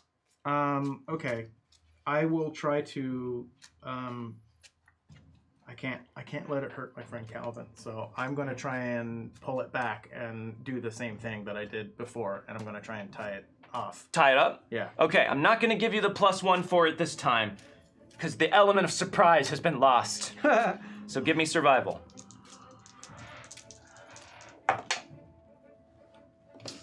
Let's see, that's a 2. Extra credit to reroll. Come on, Ron. Come on, Ron. Crit fail. No! Critical failure. Ron, you can't die this episode. As you start to grab that thing two-parter. and keep it from going after Calvin, it reaches out and you pull it back and it stretches out again and you pull it back, and then finally the head of it just whips around at you. Before you're even ready, it is snaking through the air and has wrapped itself around your neck and starts to choke the life out of you. Hand in your card. Fuck. Next round. Ace of spades Nice. for Ron, Queen of clubs, or a King of hearts. I'll take the king. You got it? 7 of hearts. Queen of hearts. Sweet. Either an ace of clubs or a queen of spades or a 2. I'll take the ace of I'm clubs. gonna take the 2. I don't want the 2. I don't But understand what if you're why. calculating? Yeah. All right, so first up is going to be Ron. You are being strangled, so now I need you to give me a roll. 1 second. I need you to give me either agility or strength to break away, or you're going to suffer a level of fatigue. I'll do strength. All right, give me strength to try and break it. All right, I have a +1 to my strength because I'm an athlete. Oh, it's going to be an opposed roll, though, so I should make the roll first. Okay. That's good. It's Yeah. better. That's Oh, a yeah. 3. I'm going to spend a point of extra credit to re-roll that. These are weak. Let's be honest. 8. 8 is what I okay, rolled. cool. Not an ace. It was I a thought D10. ace. Phew. Is it an 8 though? Oh boy. Says ace on the D6. 11. Yeah, it's an 8. Or it's an 11. It's your call. It's an 8, yes. An 8, okay. Well, I mean, You could do it, you could do it, you could do it, you could do it, you could do it. Roll super good. Oh no. Let's see. That's what's oh no mean? that's It's a just not- 3. Is that a... It did an ace, and he That's a really needs 3. ace. Oh, I see. Are there any more? Yeah, can I use the table reroll? Yeah, Yeah, absolutely. Yeah, we got him. Come on, Ron. You got All right. pennies? Oh, this is so Spend a penny. scary. This is so scary. Not during the holidays. I keep getting those stupid 5s. Yeah. Another Benny. It's crapsing. Oh, you Aced aced on on both. both. On both. Yeah, come on. Wow. Thank you for the gifted Hey. subs. God. Oh, thank you. Good God. Thanks, Taekwondo Doug, me, you fools, Meghan Caves, and whoever gave them Yes. subs. What'd you get? Oh, and Obo Crazy. Let's see. 13 And what to frag? minus 2, 11. 11, Yep. which will beat the 8 that it rolled. Put mine on the table. And you manage what? Oh, you're gonna give it to the table. I see. All right. I was like, okay. You manage to snap it off at the neck and just break it in half. And as it crumbles to the ground, Sawyer, you just got over to this ghostly figure here, and that crumbles to the ground. And all of a sudden, it's like it was frozen, but now it can move again, and it streaks over towards the Santa-suited figure, which turns around and whips itself in the air. Wait, flavor question. Yeah. Does it go right through me to do it? Absolutely, it goes right through you, and you feel this wave of cold, just like you dunked yourself in ice water, as it flies past you over towards the Santa-suited person, who whirls in the air and screams, "Davis!" And as it flies up towards him, they meet in midair and wink out of existence, all at once. And suddenly, everything is quiet, except for the sounds of your ragged breathing and the distant wails of everyone trying to get away. Also the distant wails of emergency sirens as they come whistling through the night towards where you are. Can I try to heal Ron? Absolutely. Yes. And as you do that, Sarah comes running over up to you guys. Hey, I saw what happened. Hold on, I'm out of breath. Give me healing. With the first aid kit, it doesn't. I'm gonna give you +1. 5. 5. Okay, so Ron. Can I re-roll it though? Oh, you used your Christmas gift, Benny. Yeah, that's... Help her help you. What's up? Well, I still have my fatigue, right? In this instance? Yeah. That's still okay. But I don't have his wounds You don't- as negatives, or no, or is my if I had wounds? You, Oh, right, do it have was- his wounds. Oh, sorry, it was his wounds as negative. Right. Yeah. So I had a -3, You're but no, -1 you're at a -1. with his. Yes. Okay. Oh. Well, that's a 5, so that put me at a 4. So it's still 1 wound. Yeah, and before I don't think it was a 5 that you drew. 'Cause wasn't. yeah. Okay, Yeah, so yeah. she gets rid of 1 wound Okay, for you. great. So 1 wound is bandaged up as you're still bleeding a little bit. And Sarah comes over, Oh, it's still yelling. trying to talk to you guys, and as she's trying to catch her breath, you see the emergency services cars pull up, police cars, ambulances, a fire truck. People are streaming around everywhere. You guys see that frat guy from the table being wheeled out on a stretcher. He still has a turkey fork in his neck, and they're putting God. pressure on it as he goes. But he's sitting on the stretcher and goes, "Best Christmas ever!" as they wheel him off into the back of the ambulance. I think he's in my frat. And Sarah just That seems right. runs over, and as she's sitting there catching her breath, a piece of tinsel just starts like flapping on the ground over towards her, and she just turns and starts stomping on it and screaming. And finally she stops. "I'm sorry to have dragged all of you into this. It's all right. You can see I'm the real trouble here." No, this happens to us semi-regularly anyway. Does it? Yeah. Yeah, you guys maybe your families have weird Christmas traditions, huh? Well, this is mine. What? This is a family thing? Listen, Who's married? I don't know. Can we go somewhere just out of the way to talk for a second? Yeah, how about mom's? Or Sawyer's No, pla- or my place? somewhere where there's just, how about over there, underneath that tree, where there aren't a lot of people around, okay? I don't want to get anyone else pulled into this. Okay, sure. I mean, I don't want to stay too close to trees right now, but all right. And as you guys start to head over there, you hear the lilting sounds of the Christmas music playing out from the cafeteria. The Christmas music, the public domain, barely instrumental Christmas music. It reminds you of something. It reminds you of save room music. Cool. The next time the party changes locations, they hear soothing music that removes one level of penalties from fatigue or crit fails, but not from wounds. Fatigue! You guys want to get rid of your fatigue? Yeah. The entire group has fatigue this Yes, time. they do, and that came so- from Emperor Riptide. Yay! It's a Christmas miracle. We're so tired of being tired.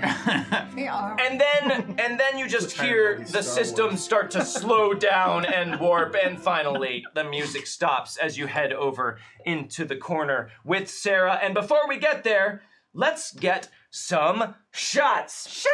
Shots. Define some.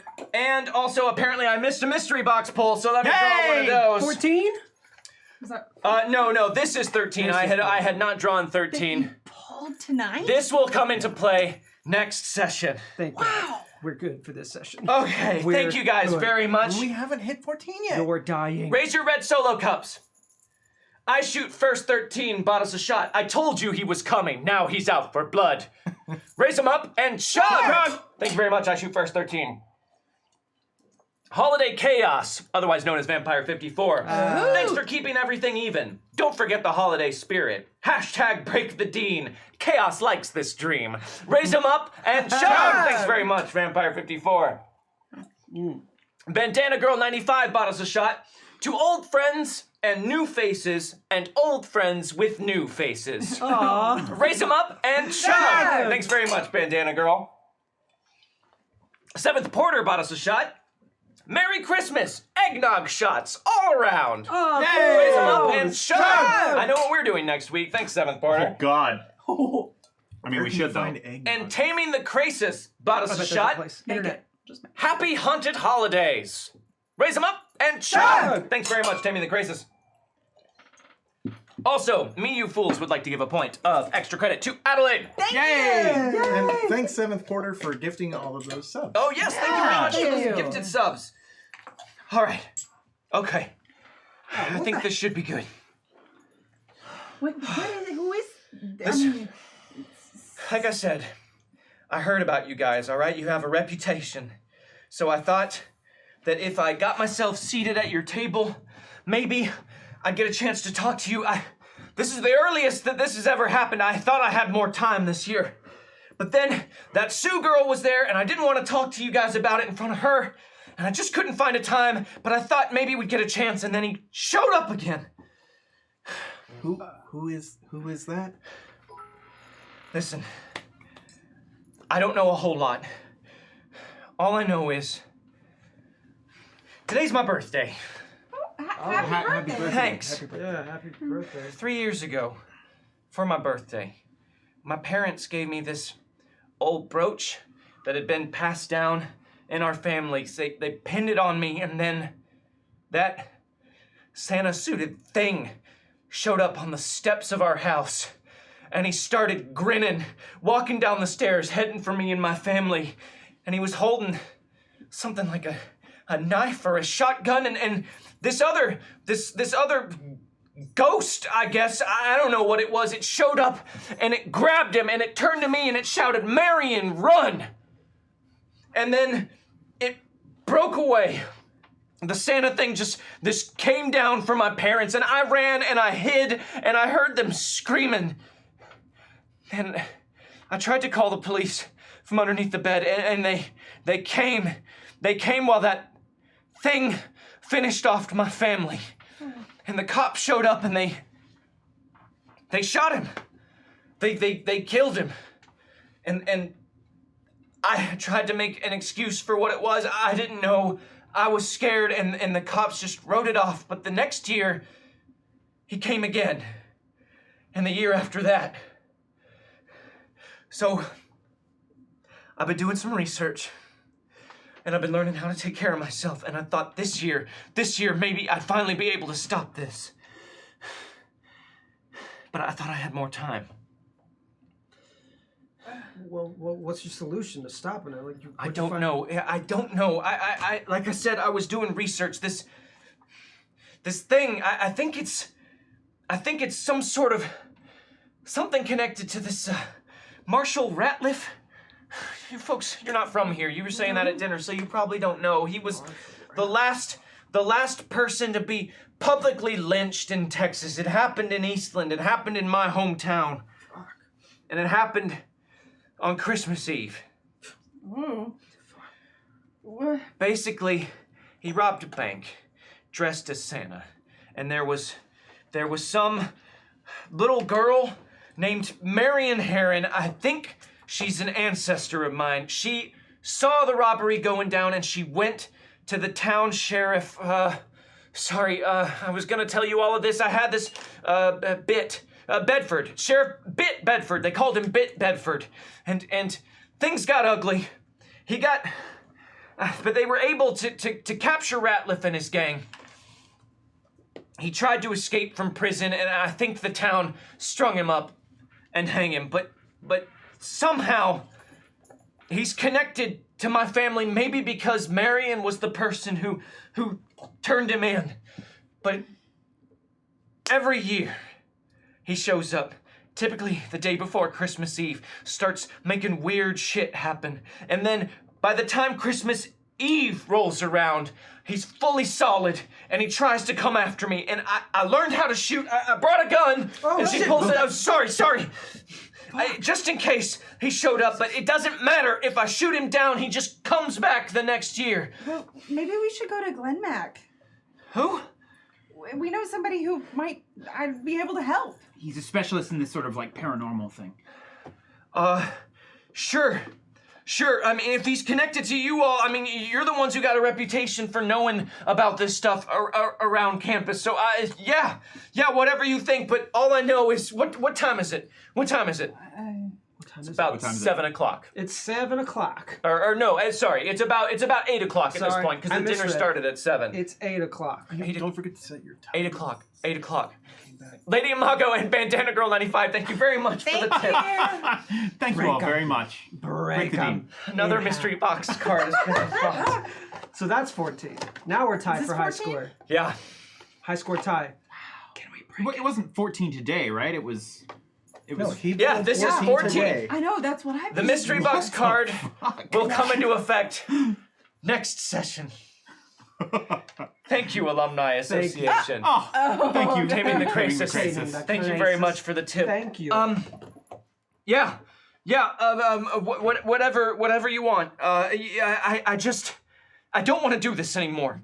I don't want to put more people in danger. All right, I just want this to stop. J Matthews 85. Thank you very much for the tip. I $5 just train going. want it to stop. 554. It's really Seventh going. quarter. Oh my Yeah, gosh. Thank you. You're gonna break them. You're gonna break them. Vampire 54 and That's Silithia. Thank you awesome. very much for You the might tip. actually explode. I love all you guys. Wow. Love all of you. I just want it to stop. I want to stop him for good this You year. can't stop this.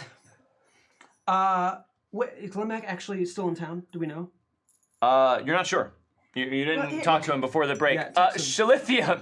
Or no, these are all these coming are back in. just- Okay, yeah, thank We're you. just hearing the sound. Look, This is 8 o'clock, you said? Yeah. So we got until midnight tomorrow night to stop him. Eh. Because if we can't stop him by then, that's a new one though. the little Cinnabon. Thank you for the tip. He's just gonna show up again. All right, look, we'll help you. All right, we can find out what's going on. BSB Care, thank you for the tip. Thank you. Wait. This is beautiful. Well, you said if we don't stop him by midnight tomorrow, he'll come back. But if we do, he won't come back. I want to stop him for good, all right? I've put him down twice now. After he killed my family, I told myself I was going to be ready the next time, and I was, and I got him. All right, so we have more than a day to prepare. So what do we do? How did you put him down last time? With a gun? I'm getting pretty good at shooting. Do you have the brooch? Well, yeah, I wear it. All right. Well, maybe that's somewhere to start, right? Yeah, and And she shows you kind of an old-fashioned, antique-looking amber brooch that she's wearing on her lapel. Innocent brown coat. Thank you very much for the tip. I know that Thank you. as like a Narnian at Roxy Girls DC, thank you very much for the tip. Thank you. Okay, so you I know this is somehow connected to him, but it's all I have from my parents. we know what he was asking. We know this story about Marion and Marshall Ratcliffe and Bit Bedford. Ratliff. Ratliff. Okay, So maybe if we find out more about that, we can find out more about what this thing wants. Because we know that there was someone watching him who stopped him tonight, right? Yeah, what was that about? Lewis Davis, who was a member of Ratliff's gang. It was Lewis and two others, and I think, I don't know, I'm not entirely sure, but I feel like Lewis doesn't want to do this. But it's like Ratliff just makes him. Well, maybe we can find something out about the historical event that'll give us some clues, or find something out about the brooch. You have friends who know, even if Glenmac isn't here, you know people who dabble in this occult She stuff, just right? starts to cry softly The little as you guys bit are talking, and you. Sorry, go ahead. The little bit that I know about ghosts that I've read is that you can't really do anything to them except with magic or helping them. I'm gonna stop you before you say that. She starts to cry softly and just. I just can't believe you're actually gonna help me. Oh yeah, of course. We're gonna. Oh my we're God, gonna try. thank you so much. I'm sorry. What were you saying about ghosts? Oh, you can't harm them usually except with magic or some other or solving whatever it is that they keep coming back for. If this is a ghost, it sounds like it. It's all just a little bit that I've read, but I think it behooves us to follow both paths and to try and see if we can find a magical, potentially a magical way to take care of this spirit, and also learn more information. That way we have two things on our side. Okay. For the next couple nights, just stick with us, okay? One night.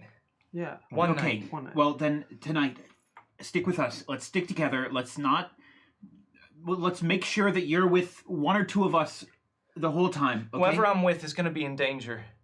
That's all right. We're in danger all the time. Like I said, he likes to toy with me first. Well, then maybe we should all try and stick together as much as we can. Well, Yeah, let's maybe see if we can get party it up.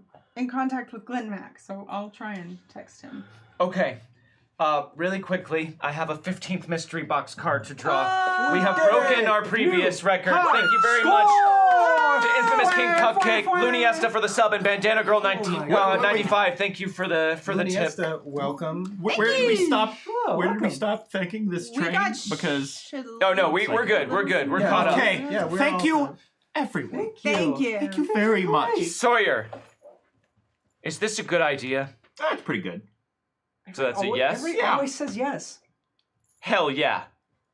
Ordering some pizza right now just to calm everyone's nerves? That's an awesome idea. Yeah. And it's gonna cost you $50. No, it won't. You're gonna get $50 because Yay! there was some sort of weird thing with the computer system at the pizza place. When you called and placed the order, they were like, that'll be $50. But when you look at it later on, it's like it got credited to your account instead. They accidentally refunded you. Wow. Pizza. All 50 right. bucks. Pizza that And you're pizza. paid to eat. Oh my god. Also, the best kind thank of you, pizza. I Shoot First 13. There you go. I shoot first 13. Thank you very much for the tip.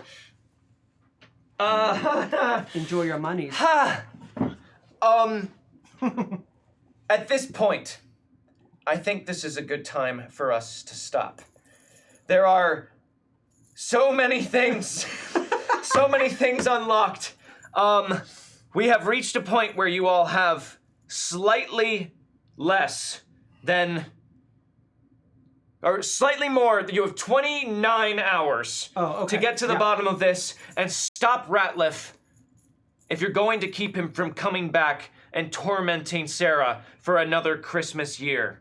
This is going to be Ratliff's last Christmas or yours. Ooh. I But like either that. way, this ends this holiday season, but not tonight. It ends this holiday season next week as we continue with part 2 of Horror for the Holidays. But really quickly, I have another mystery box card to draw. 16? For 16 total mystery box cards. I was totally right about us fighting ghosts for Christmas past. And this one will come into effect next session. Oh my goodness. Alumni Association. Next session. Really quickly. Y'all are heroes. That's amazing. Thank Everyone you raise guys. your red solo cups. Okay. Bandana Girl 95 bought us a shot to a new record.